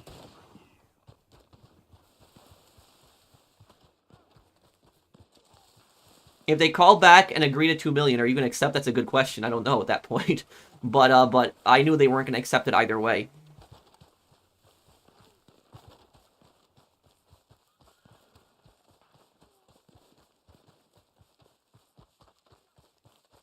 People did make fun of my voice in the past, yeah. Who is my favorite president and why? Thank you, you post cringe CJ. I can tell you my favorite president, in every century except modern times. My favorite president in the 18th century is George Washington. My favorite president in the 19th century is Abraham Lincoln. My favorite president in the 20th century is Teddy Roosevelt.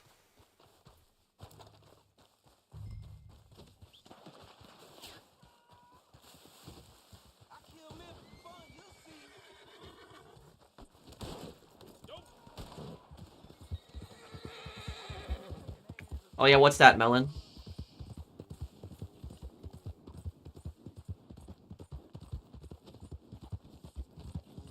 Yeah, one day, Zach. I just don't know when I'll get around to it, but I'll watch it one day.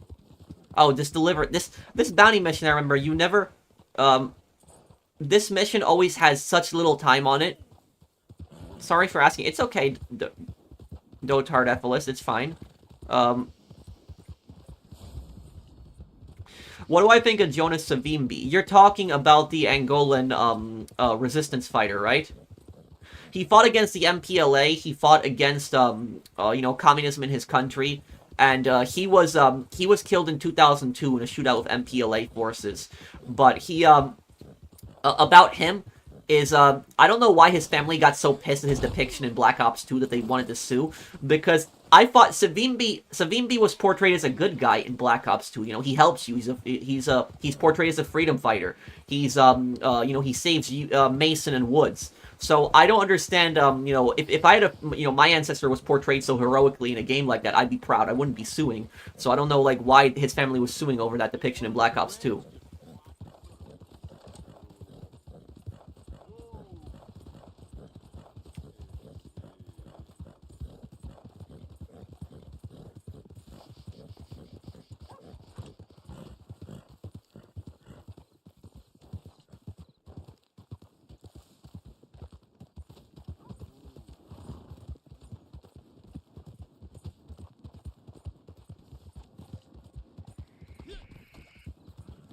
Well, yeah, South Africa was involved in Angola's war. Rhodesia also was, as well.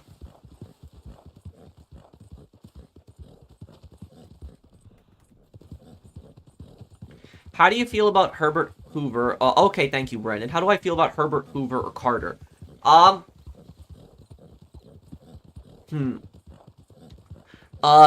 Let's start with Herbert Hoover. The thing about Herbert Hoover is Hoover's greatest accomplishment, the thing that he succeeded at the most, was building the Hoover Dam. That's what he's the most known for. You know, he built the dam, which the dam actually powers a lot of Los Angeles. I didn't know that. I didn't know that a lot of Los Angeles' power actually comes from the Hoover Dam. But he was. I thought that it mostly powered Las Vegas, but it actually provides a lot of power to Los Angeles. But about Hoover Dam, that was his greatest accomplishment, building that. I will say about Hoover is Hoover was a better president for foreign policy. He was a worser president for domestic issues. Hoover, when Finland got invaded by the Soviet Union, for example, Hoover was like creating aid and like volunteers to like send to Finland. So he had like a whole campaign to like help like the Finns who were getting attacked by Stalin. So he was generally like a good guy. He wanted to help people in Europe. He wanted to he wanted to get involved earlier in the war against the Nazis, and also he wanted to help the Finns out who were getting invaded by Stalin. So he was a better leader for foreign policy, but domestically, he wasn't that good, because what I will say about Hoover is Hoover grew up in a very he grew up being raised very strongly in the free market. He believed very strongly in the free market, and Hoover believed that the government should never get involved in the market whatsoever. Like, that was his philosophy, his ideal. He thought that the government should have no role whatsoever in the market.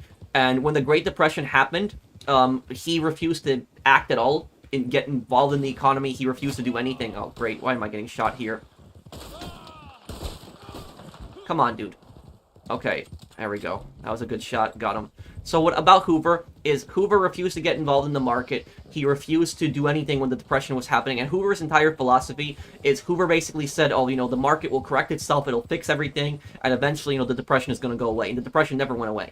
And that's why those shack villages that you find were called Hoovervilles, because people blamed Hoover for the economic crisis that was happening. But I will say the worst thing that Hoover did do, like the worst thing he did, is they had the bonus army march, where there was a bunch of World War I veterans. They were supposed to get a bonus for their retirement in the number of years, and they wanted that bonus early when the Depression was happening. Hoover, what he did was Hoover thought it was a good idea to send the army in. He sent the army in against the World War I veterans, and the army used gas, and they used tanks, and a bunch of protesters got injured and died. And what happened was, when World War I veterans were getting gassed and tanks were attacking them, at that point that was used a lot by FDR. Like, FDR used that a lot in his campaign, and that was pretty much the end of Hoover. As Hoover had no chance. That destroyed his his campaign. Thank you. Thank you. It's the illness, you see. People are dropping like flies. Explain the Nazi occupation of Norway and retail comments part 2. I don't know if I'm going to do another retail video, dude, because I've already covered most of everything in retail. As for the Nazi occupation of Norway, that happened really early in the war. That was like April 1940, I think, March 1940, April 1940, when the Nazis had conquered. So that was like even before the invasion of France when that had happened. If you could deliver some bags from behind the house. But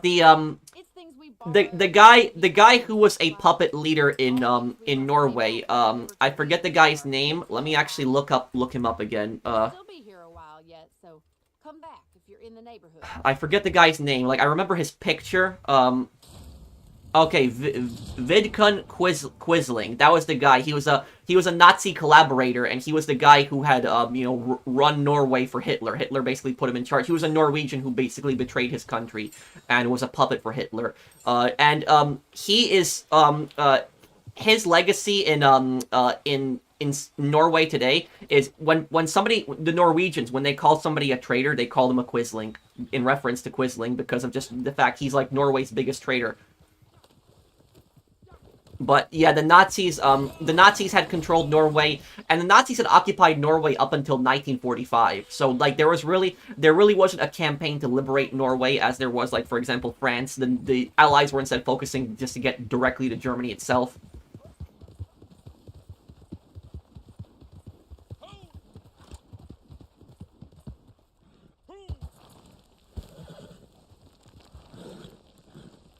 Yes, probably WRV.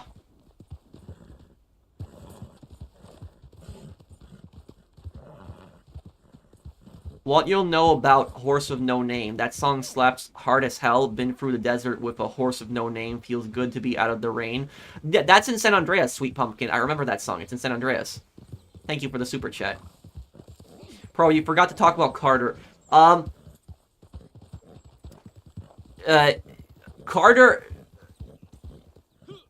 Carter, what I'll say about him is probably his biggest accomplishment is that no new war started under him. Sorry for all the presidential questions. I'm just interested in your opinions. One last question. Do you think Ulysses S. Grant was a good or bad president? I think he was a great general. I don't know much about his presidency, his policies during his presidency, but I think he was a great general during the Civil War, and I think he was generally a good person. I think he was a good person at heart. The thing about Grant, if you want to know the type of person that he is, he's a very selfless person. He thinks more about others than thinking about himself. What happened was, before the Civil War happened, he was very poor. He grew up in a poor family, and when he married his I think it was his father-in-law who had given him a slave as a gift. And what happened was Grant was so against that what Grant could have done is Grant could have sold that slave for a lot of money. You remember, he was poor. He didn't have a lot of money, so he could have sold that slave to somebody else for a lot of money. What he did instead is he freed his slave. So he was poor himself. He could have sold the slave for a lot of money. He freed his slave. So that's the type of person that Grant was. Grant was a very, selfless man. He had a good heart. He was generally a good person. But about Grant, what I will say about him also is Grant is probably the most unhealthy president that we've ever had in American history. A lot of people don't know that. What Grant would do is he would drink multiple glasses of whiskey every day. So he'd have a glass of whiskey every day, and he'd smoke like 3 or 4 cigars a day. 3 or 4 cigars and a glass of whiskey every day. So he was the most unhealthy president in American history.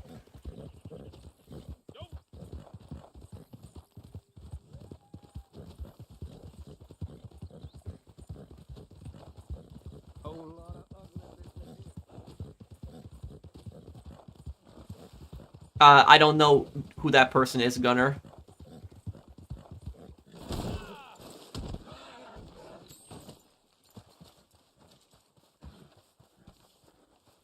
Do you think Lucia's physical combat is going to be heavily different from Jason's, adding that the realism and difference in strength? Maybe.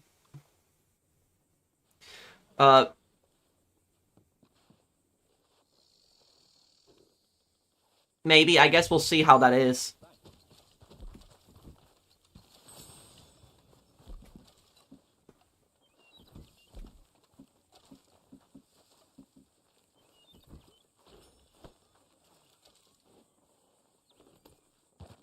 Yeah, I know about that Atterness. But yeah, but it was still, he was, I would say probably he was the most unhealthy president we've had. But about Ulysses S. Grant, Ulysses S. Grant is the first president in American history that got a speeding ticket also. His carriage through Washington, D.C. actually got pulled over by a black police officer who actually gave him a ticket. And Grant did not fight it. He actually laughed about it and he paid the ticket. But that's, I don't know how he got a speeding ticket, because back then they were just horses, so there was a speed limit. I don't know how they calculated if somebody was going over the speed limit. That I don't know how they did that back then, but he did get a speeding ticket. Do you have photographic memory? I would not, I would not put it as, I don't know if I would describe myself as having photographic memory, but I will say, will help deliver the bag to the recipient. Oh, right here. I will say that I remember events, like dates and events. I remember them really well. Like a couple days ago, my insurance agent actually called me, because my insurance agent, he went to a new company, and he wanted to ask if he could, if I could, buy insurance from him for my rental properties and my car, and because I have it all bundled up, where my, my rental properties insurance is bundled with my car, and also with my, apartment that I'm renting. So 4 pieces of insurance, and he called me back in October, and he told me that he's going to a new company in October, and he wanted to know if I would be willing to switch with him in May. And I told him, call me around, like, March or April. That's when my insurance is expiring, and we can, compare rates. And if your new company offers me better rates than the other one, we can do that. And he told me, if you decide to go with my company, can you not tell my old company, because it's because we have a good relationship, and they I'm still friends with people there, and I don't want them to think that I'm stealing their customers or something like that. And I told him I won't tell anybody that. And he called me a couple days ago, and he said, do you remember we talked back? And I said, yes, we talked in October. And he was generally surprised that I remembered we talked in October. And I said, yes, I remember you asked me if I went with your company, not to tell, your old company that you, because you're still friends with people there, and you don't want them thinking that you're stealing their customers. So he was surprised that I remembered that. So if you're asking me, do I have photographic memory? If it's a specific event or a specific, like, detail that happened, like, even many months ago, I will remember it. I'll remember the exact date. I'll remember the conversation very well. I wouldn't say, like, I do forget things, but it's not like I wouldn't describe myself as saying photographic memory. Are you ready to help me sell? Yes, let me help you, Razu.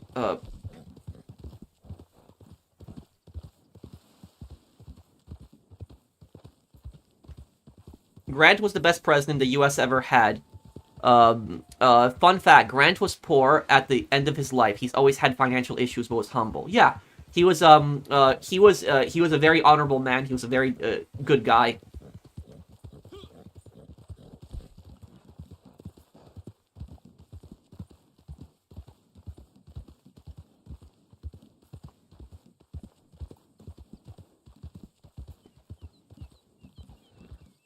Okay, can you invite me to the posse? Let me see your comment, Vertigo. What is it here? Posse invite. Can you visit Phoenix, Arizona at some point? October is a good time. Well, I usually go to Las Vegas around November, but I've never been to Arizona, though. I have a friend that lives in Arizona, but how hot is Arizona, especially in October, November? Fool's Gold in 14 minutes. Okay, Brandon.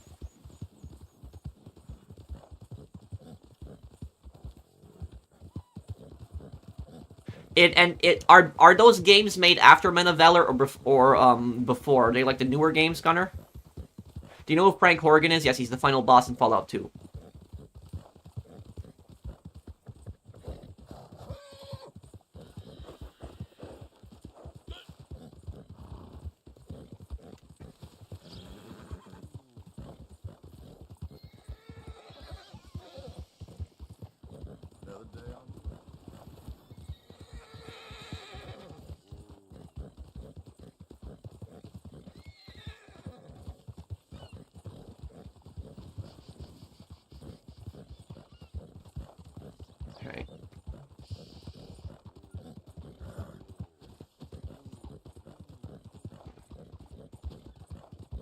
Oh, you're in Arizona. Okay. Infinity. Can you teleport me inside the business, or wait, what are we selling, Razu?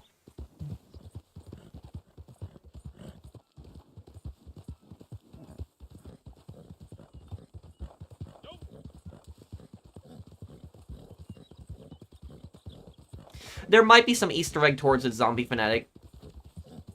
What makes Teddy Roosevelt a good president, in your opinion? He created the FDA. He had created the national wildlife parks. He had broken up, the trusts and the monopolies and a lot of the companies.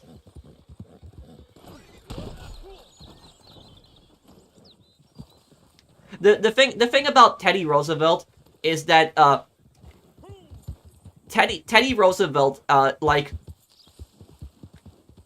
Teddy Roosevelt, the one thing that I wish he would have succeeded at that he failed is I really wish that he would have succeeded in winning the presidency as the Bull Moose Party, because he created the Bull Moose Party, and the Bull Moose Party was a third party opposite, in competing with the Democrats and Republicans, and it was a party made up of his ideas specifically.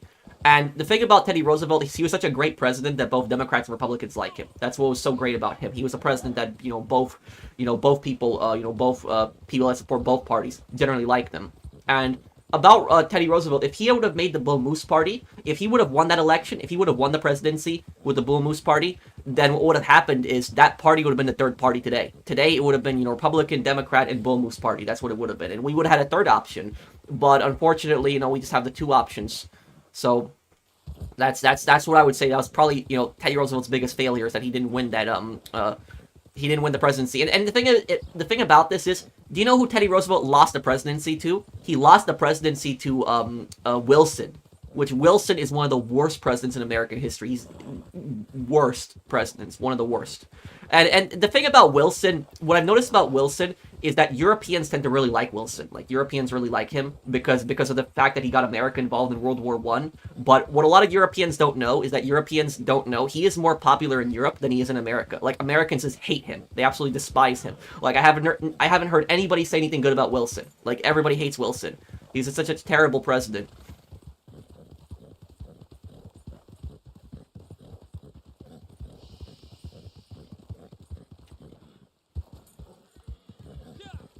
I can't see you in my posse. I don't know what's going on. Let me look. Oh. I don't... Can you invite me to the posse again, Rex? It doesn't say I'm in your posse. George Washington is also a good president. He is the best of the best, super underrated with his ideals and his governance. We need his ideology now. Thank you for the super chat, Chaotic Deadshot. I think that George Washington, I think, is probably our country's most important president, because without him, we would have no country. He was not a perfect man. He made mistakes. He did some bad things. But overall, I think that he did more good things than he did bad things. But about Washington is, Washington's biggest failure was that he did not repeal slavery. That was his biggest failure. And Washington did not think he had the power to do that. He thought that the states were going to do that. And also, Washington was scared that if he abolished slavery, that it would cause a civil war. That's what he was scared of. But in my view, as somebody who likes history a lot, I think if anybody was going to abolish slavery and there was not going to be a civil war, it would have been Washington. If Washington had abolished slavery, I don't think it would have caused a civil war. I think people in a lot of southern states would have been really pissed off, and there probably would have been some riots, but I don't think it would have caused a civil war. And the reason I think that is because George Washington is the most popular president in American history. He is the most popular one. George Washington had like a 95% approval rating, which no president in American history has ever gotten close to him. Like, he has the highest approval rating of any American president in history, over 95%. And George Washington, when he was president of the United States, he basically had the power of a dictator. He was not a dictator, but he had power like a dictator. So if George Washington wanted to do something, he could get that done. Nobody would challenge him, basically. So if he wanted to abolish slavery, he could have done so. But he was generally scared about causing a civil war. And if George Washington had abolished slavery, like I said, that would have been going against Washington, who was, the country's founder. And nobody would have wanted to do that. So that's probably what I would say about him, is that was probably his biggest mistake, is that he didn't abolish slavery. But other than that, he is probably the most important president in our country's history because he founded our country. You know, without George Washington, we would have no country. We would be, you know, a colony of Britain still. I guess you have a really exceptional memory, then. Your result against Dark Viper AU really proved that. Thank you, Mythagoras. Yeah, and when I see a picture of something, I'm generally gonna remember a lot of that in that picture, too. That's how I, when I'm playing, like, the Ace Attorney games, I usually notice stuff, like, I notice stuff pretty quickly. Like when I was playing the recent case in Ace Attorney, and the knife that was used to kill Manny Cochin, it was a Babyliss knife, but I said I think it's probably from Alabast, because there's three, you know, there's two sets of identical knives. It could have been taken from the other embassy, and I was like trying to use that piece of evidence, and then it turns out later on I was supposed to use that evidence, but I was using it too early.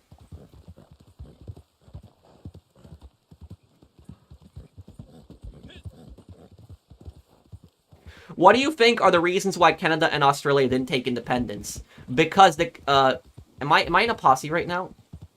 I'm not in the posse again. What is going on right here? Razu, can you invite me again? I don't know what's going on. I accepted your posse invite, but I'm not getting in the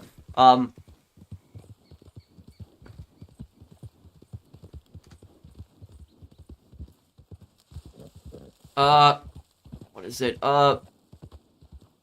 Can I please join your posse, Pat? Well, I'm not in a posse right now. I'm waiting for Razu's invite, but I kept accepting his invite and it wouldn't put me in his posse. You can't right now? Okay, it's fine. Then I'll just start my own posse. It's not a big deal, Razu. Okay. Let me start this posse up. Here, we'll do this.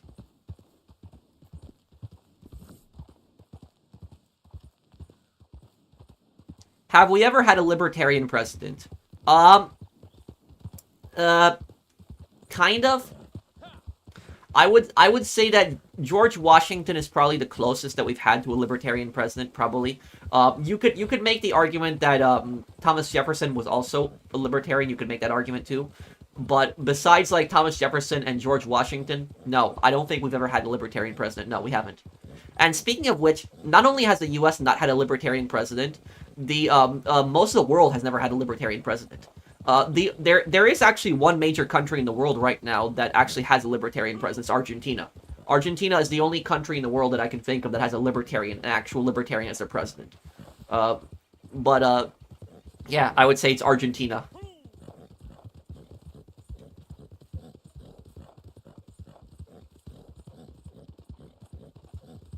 Professional, I have a question. If Call of Duty Black Ops was made into a movie, would you watch it? Would Theodore took us to help the Allies? Oh, you mean in World War I? Teddy Roosevelt probably would have gotten the U.S. involved in World War I. Yes, probably. But the thing about Teddy Roosevelt is, Teddy Roosevelt's, I think it was his grandson that died. I could be wrong. But Teddy Roosevelt was, like, encouraging a lot of Americans to go and fight in World War I, and his grandson, I think it was his grandson, or his great-nephew, died in World War I, and after that, he became extremely, like, you know, just, sad. He did not like to talk to anybody, about that, so it was, that was one thing that happened with Teddy. And I would watch a Black Ops movie, yeah, sure. I just don't know who would play as the characters. It was his youngest son. Oh, it was his son, not his grandson. Okay. Then I'll have to, so it wasn't it. Greetings from Argentina. Hello, Titovich. Hello. It was an American dollars? Well, I guess you're in Argentina, but, I was, doesn't Argentina use the, I forget what Argentina's currency is called. But,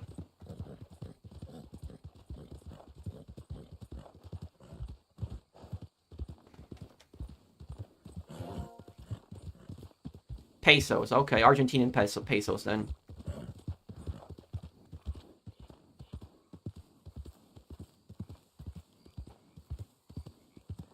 Speaking of which, we were actually talking about the president of Argentina. Do you think that he's doing a good job, Tovich? And let me see here. What am I, hang on. posse. Let me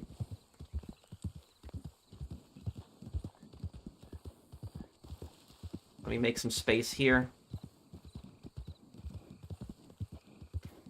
Sebi, are you still in here? Oh, there he is. Okay, I sent him an invite.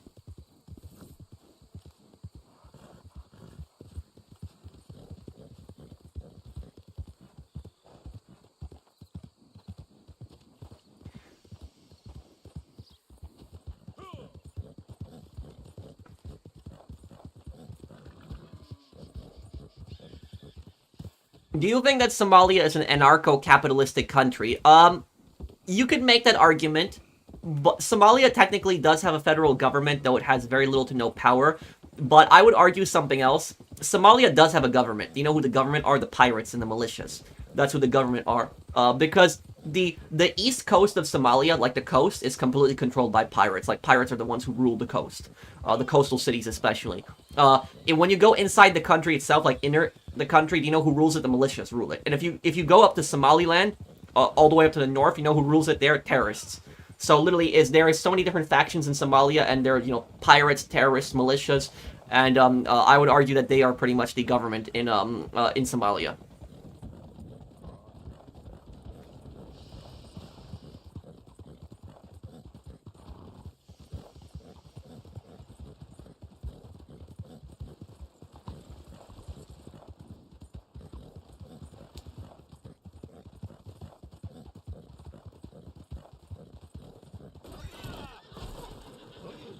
More or less, I think he has done a better job than all the presidents in 20 years. Yeah, and the thing is, though, is I wish him well, and I hope that because that libertarianism, that was an ideology that really started in America. It started with the American founding fathers, but we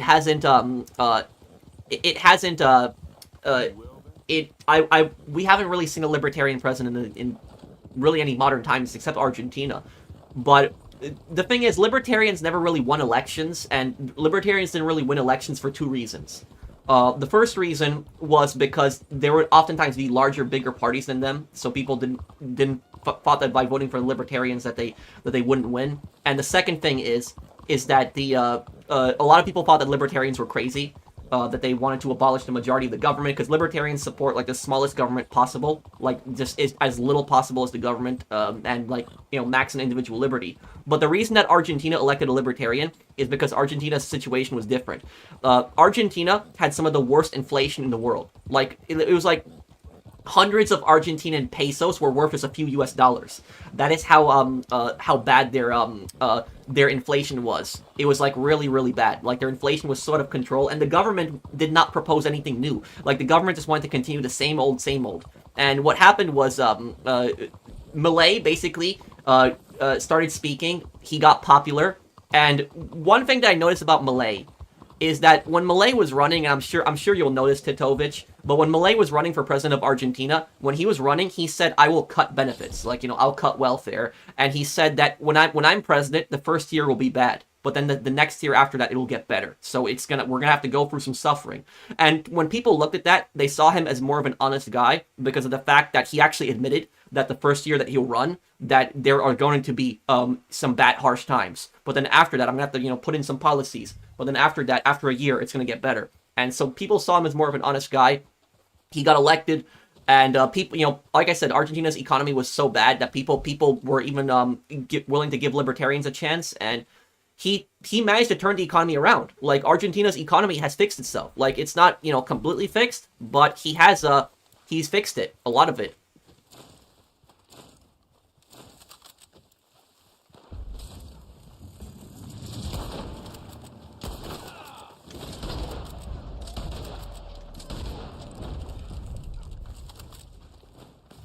The American media labeled him as far right. They're stupid. It's idiots.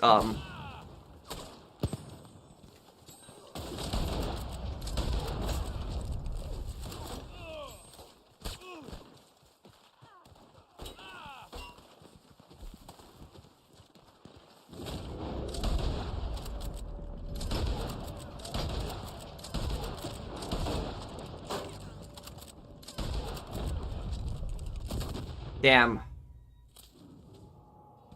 The thing is, though, is that,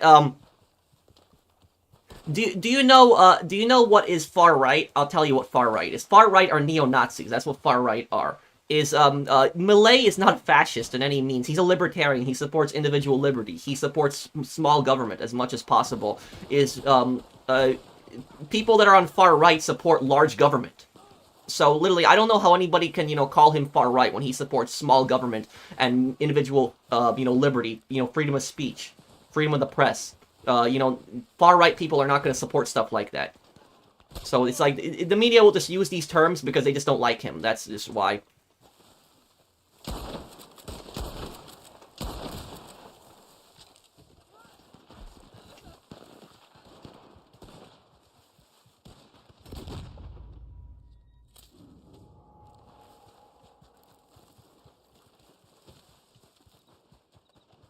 Okay, let's see. Here. Oh, I spawned in a bad place here. I'm gonna die. Yeah, I knew it. Ugh. You passed my super chat? I'm sorry. Let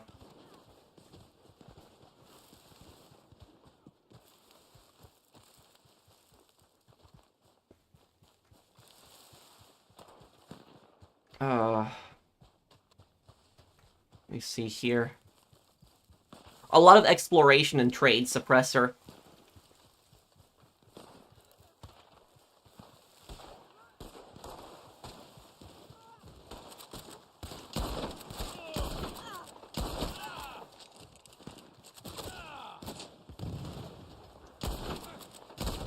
Oh, damn, I thought I was gonna get him.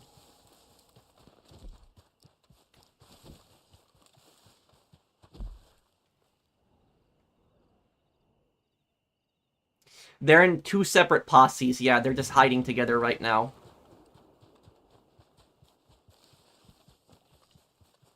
Read my super chat. You made a super chat again? Hang on.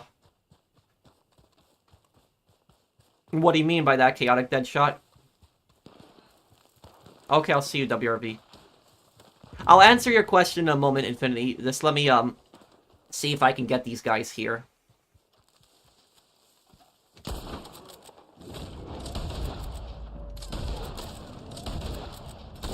Oh, come on. Lancaster, of course it's Lancaster. This is what I hate so much, is that it says you'll shoot somebody multiple times, and it's Lancaster repeater, that's it, you're dead. Headshot. Man, that's annoying.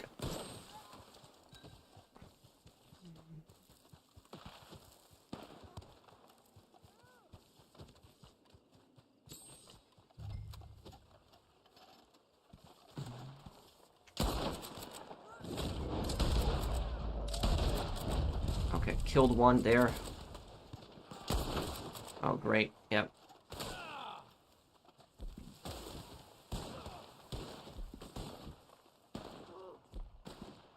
He's using Slippery. Yeah, they're all spamming Slippery over there.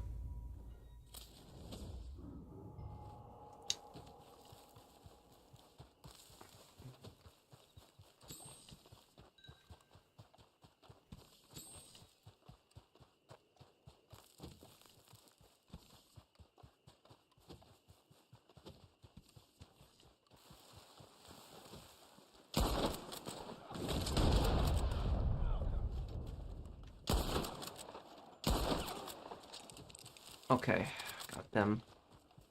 Try to move up on these guys. Try to get one of these guys with the armor here.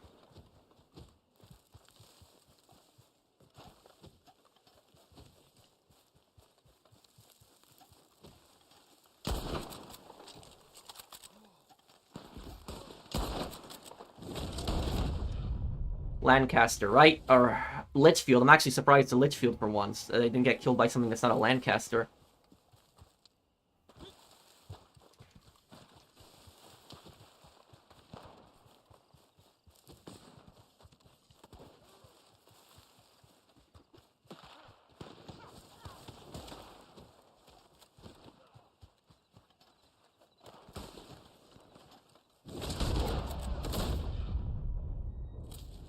Well, at least I'll give him credit. He got a good headshot.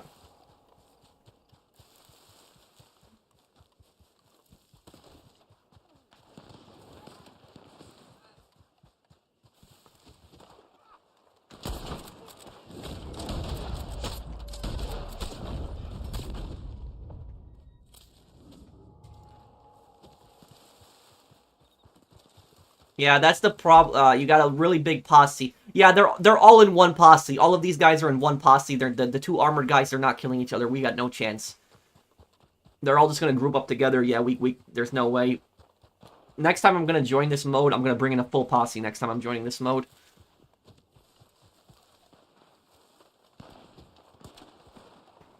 Did a lot of people know about libertarianism in Argentina before Milei Titovic?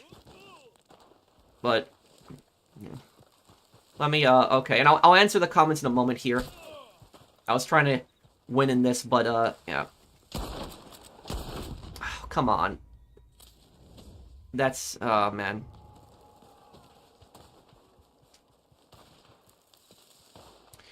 Okay, let me. What's wrong, Suscat? Let me see here.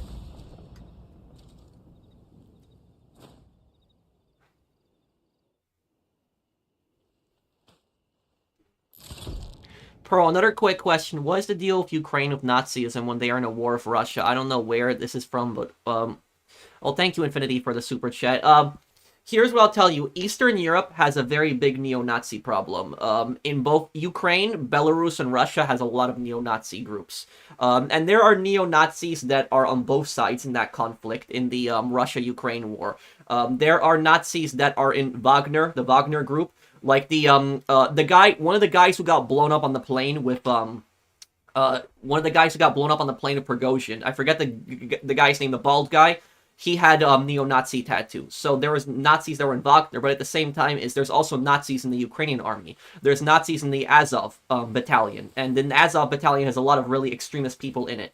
So there's there have been neo-Nazis on both sides in that conflict, but there's a massive neo-Nazi problem in Eastern Europe. It's been a it's been a problem for decades. This has been going on for and the thing is, I will tell you something is, neo-Nazis are already really stupid people, but I don't understand how anybody can be a Slav, like somebody from Eastern Europe, because Ukrainians, Belarusians, Russians, they're all Slavs. I don't know how anybody can be a Slav and they can be a neo-Nazi. I don't understand that whatsoever, because literally Nazis did not believe that Slavs were people. They believed that Slavs were inferior to them. They believed that the Aryan German race was superior. Like, Hitler did not consider Slavs to be people. He despised them. He thought that they were a bunch of savages that were from Siberia. That's what Hitler thought about Slavs. So, I like, literally, they are worshipping an ideology that would have, that is calling for the genocide of their people. So, to me, it's like, I don't get this personally. It's like literally, is Slavic neo-Nazis are like the biggest idiots out there. It's literally the stupidest people out there.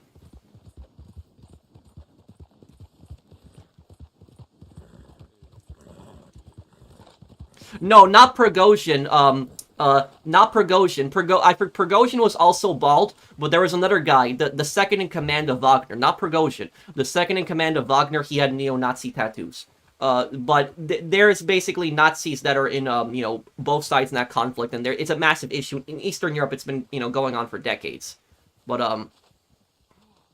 I didn't say that Zelensky was a Nazi. I said that there are, that in the Azov battalion, that there are some guys who are neo-Nazis. It's a battalion, it's an extremist battalion that's in Ukraine, but I never called the Ukrainian president a Nazi.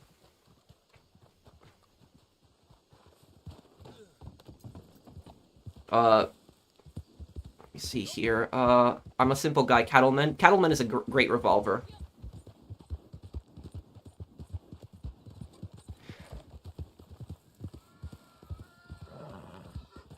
It does, Shund.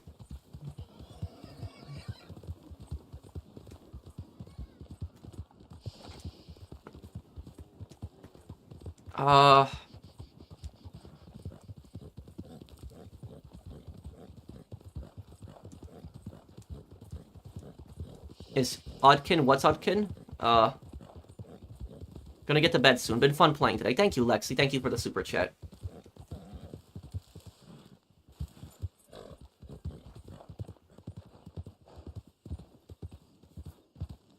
No, everything's okay, Suscat.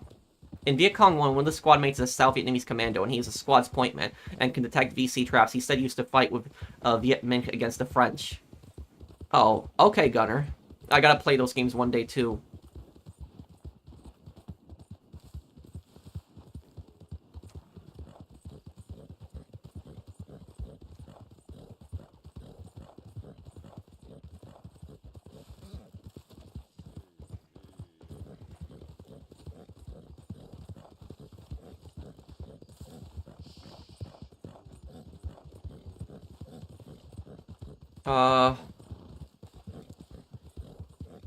Why did the Nazis think that Slavs were Asiatic? That's just their ideology. Like the Nazis did not think that Slavs were Europeans. They thought that they were an Asian people. That is what the that's what the Nazis thought. The Nazis thought that Slavic people were inferior to them. So that's like when if I see like a Russian, Ukrainian neo-Nazi, they're the stupidest people in the world to me. They're literally the dumbest people ever. Because like how can anybody follow an ideology that thinks that their people are inferior and wants to their people mass murdered? So literally, I will tell you something. Those Russian and Ukrainian neo-Nazis, if those guys were alive during World War II, the Nazis would have used them as soldiers, but then afterwards they would have betrayed them and tried to kill them. That's what would have happened to them. And that's actually what ended up happening to a lot of Slavic collaborators that collaborated with the Nazis. So I don't know how any Eastern European can be a neo-Nazi. To me, it's stupid. It's literally supporting an ideology that is that does not see your people as people and wants to mass murder your people. This is less than $50 US. Oh, thank you, AR Titovich, for the super chat. That's Thank you for the super chat. This is less than $50 US. Well, I still appreciate any amount, but I guess you're trying to show me that that there's big inflation in Argentina. That's what you're trying to show me here.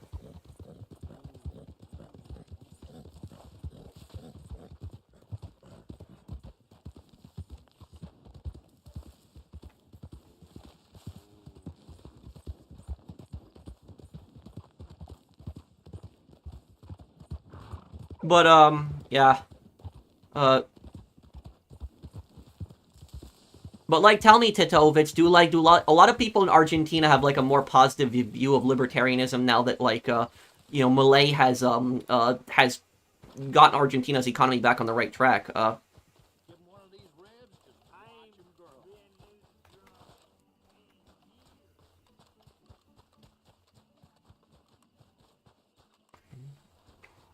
Russians view other Slavic people as below them as well. They wanted all of Eastern Europe to speak Russian in the Russian Empire. That's true.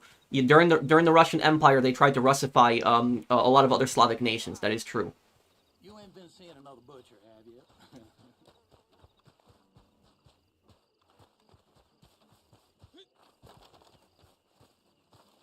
Take a chill pill, dude. I'm fine. I'm. You think I'm mad or something? I'm fine, dude.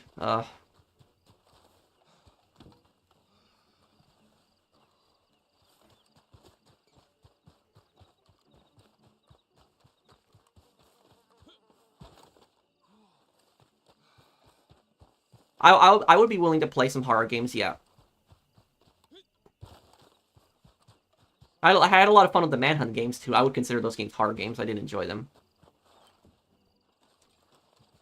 Didn't they try to Russify Kazakhstan? Yes. The Russian Empire tried to, Russify everything. Central Asia, Kazakhstan, virtually any territory they controlled, they tried to Russify.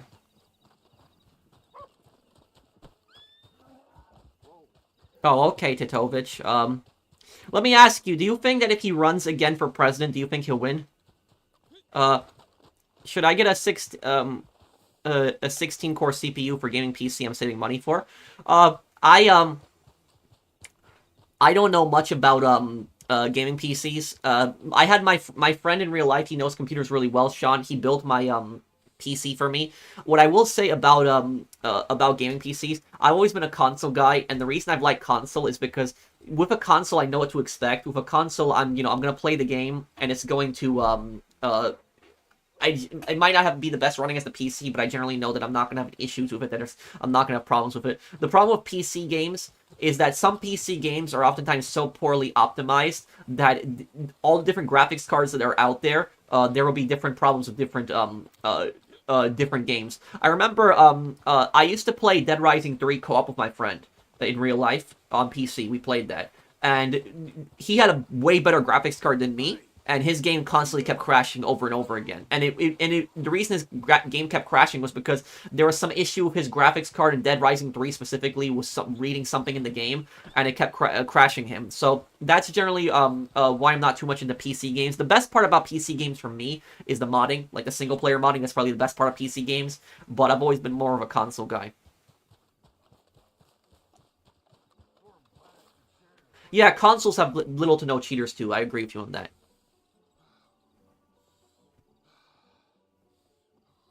What happened in the St. Valentine's Day Massacre? The St. Valentine's Day Massacre, that happened February 14th, 1920. I don't know the exact year. I'd have to look it up. But it was in the 1920s. I know that. But anyways, what basically happened was Al Capone had been in a war with the North Side Gang, and he already got rid of Jaime Weiss. And he got rid of Dino Bannion, the previous leaders of the North Side Gang. And Bugs Moran was the last guy left. And I think it was Al Capone's bodyguard that got shot. And the bodyguard survived, but Al Capone got really mad. And what they did was basically two mobsters from the Chicago outfit. They went into the into Bugs Moran's warehouse. They put him up against the wall. And then what they did was they gunned them down. That's what they did. So the gangsters thought they were being arrested, but then two guys with Tommy guns walked in and they killed everyone.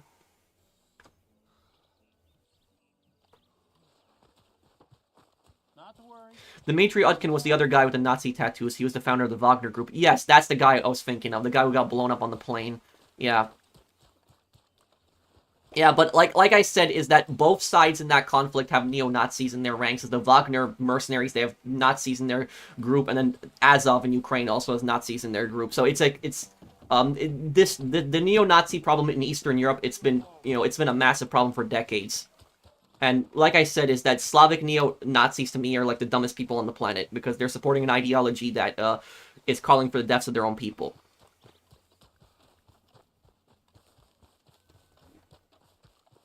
There's rumors that Xbox wants to make a handheld that has Steam and a simplified Xbox. What do you think about that? I think it would be a cool idea. I would be considering looking into that. And the thing about it is, do you know what's actually making me really sad? It's making me really sad that that Xbox is losing the console war to Sony. It's making me really sad. And this is coming from somebody who's a PlayStation guy. The reason that it makes me really sad is because I want there to be competition between Sony and Microsoft. If Microsoft collapses and Xbox completely fails, that's not good, because then Sony is going to be the only one left. And I guess they could compete with Nintendo Switch, but it's really the console wars mostly between Xbox and PlayStation. And PlayStation will be able to get away with a lot of stuff. If there's competition, they would need to fight over prices, better games, and such, and it's better for the consumer.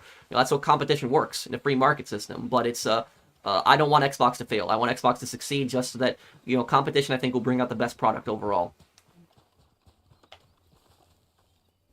I heard Oblivion will get a remaster. Yes, and about that, if Oblivion gets a remaster, I'll do a playthrough. I will. If Oblivion does, I promise I'll do a playthrough.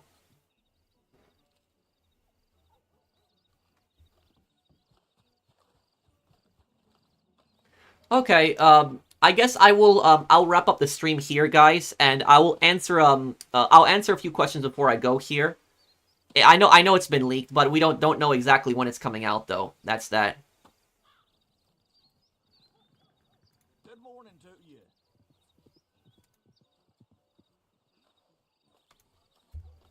Let me see here. Have I ever played any Mario games? Yeah, I've played the classics. I played Super Mario Party at a friend's house. My favorite Mario game was Super Mario Sunshine. I never owned the game, but I borrowed it from my friend. My friend let me borrow his Xbox, his GameCube, and I played Super Mario Sunshine. I actually liked that game. I did enjoy it.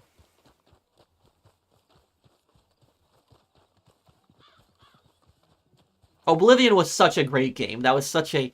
I will tell you, that was such a great game. I loved Oblivion. A lot of people make fun of Oblivion because of the crazy AI, like the NPCs in Oblivion are so psycho, but it was actually a really good game. I really did enjoy it. The stories, the characters, the world. I think, personally, some people might think I'm crazy for saying this. I think the factions in Oblivion were better than the factions in Skyrim. I think they really were. The Dark Brotherhood in Oblivion was so much better than the Dark Brotherhood in Skyrim. Not even close. The Dark Brotherhood in Oblivion is the best Dark Brotherhood. The Thieves Guild in Oblivion was so much better than the Thieves Guild in Skyrim. Way better. I like the Thieves Guild in Oblivion too. The only faction that was better in Skyrim than in Oblivion was the Companions. The Companions were 100 times better than the Fighters Guild. The Fighters Guild just sucked. But the Companions were the only the faction that was better than that. They destroyed the Fighters Guild. But the Dark Brotherhood and Thieves Guild were better in Oblivion than in Skyrim. Like, if you play the Dark Brotherhood storyline in Oblivion, if you play the Dark Brotherhood storyline in Skyrim, you know in Skyrim you assassinate the Emperor at the end, but in Oblivion the Dark Brotherhood storyline is so much better. Because there's a traitor in the Dark Brotherhood who like infiltrated the Dark Brotherhood, and what he does is he starts switching out like the orders, and you start killing a bunch of random people, but the people you keep killing are Dark Brotherhood members, and he implicates you as being the traitor. Like, the story was just so much better written than the one in Skyrim.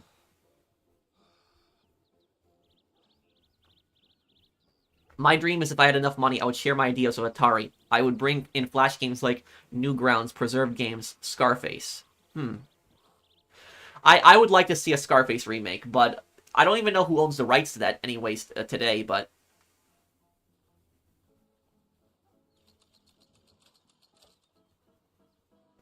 But I guess I'll be going here, guys. Thank you guys for the adoring fan. That was a big meme. Thank you guys for watching the stream. If you guys enjoyed the stream, do drop a like. It does help me to make more content. And in an hour from now, I'll have the first part of Men of Valor. I'm dealing with a copyright claim. There was Vietnam War music that was playing during the scene, and so I'm gonna have to edit that out. But in like an hour, the video will be up, and you'll be able to see it. But thank you guys for watching. I will see you guys on the next one. Take care, everyone. Have a wonderful day. Favorite Assassin's Creed game? The originals, Assassin's Creed 1. Out of the newer ones, Assassin's Creed Rogue. I always liked Assassin's Creed Rogue a lot. But thank you, guys. Thank you, Sean. Thank you guys for hanging out with me. And I will see you guys on Sunday's stream.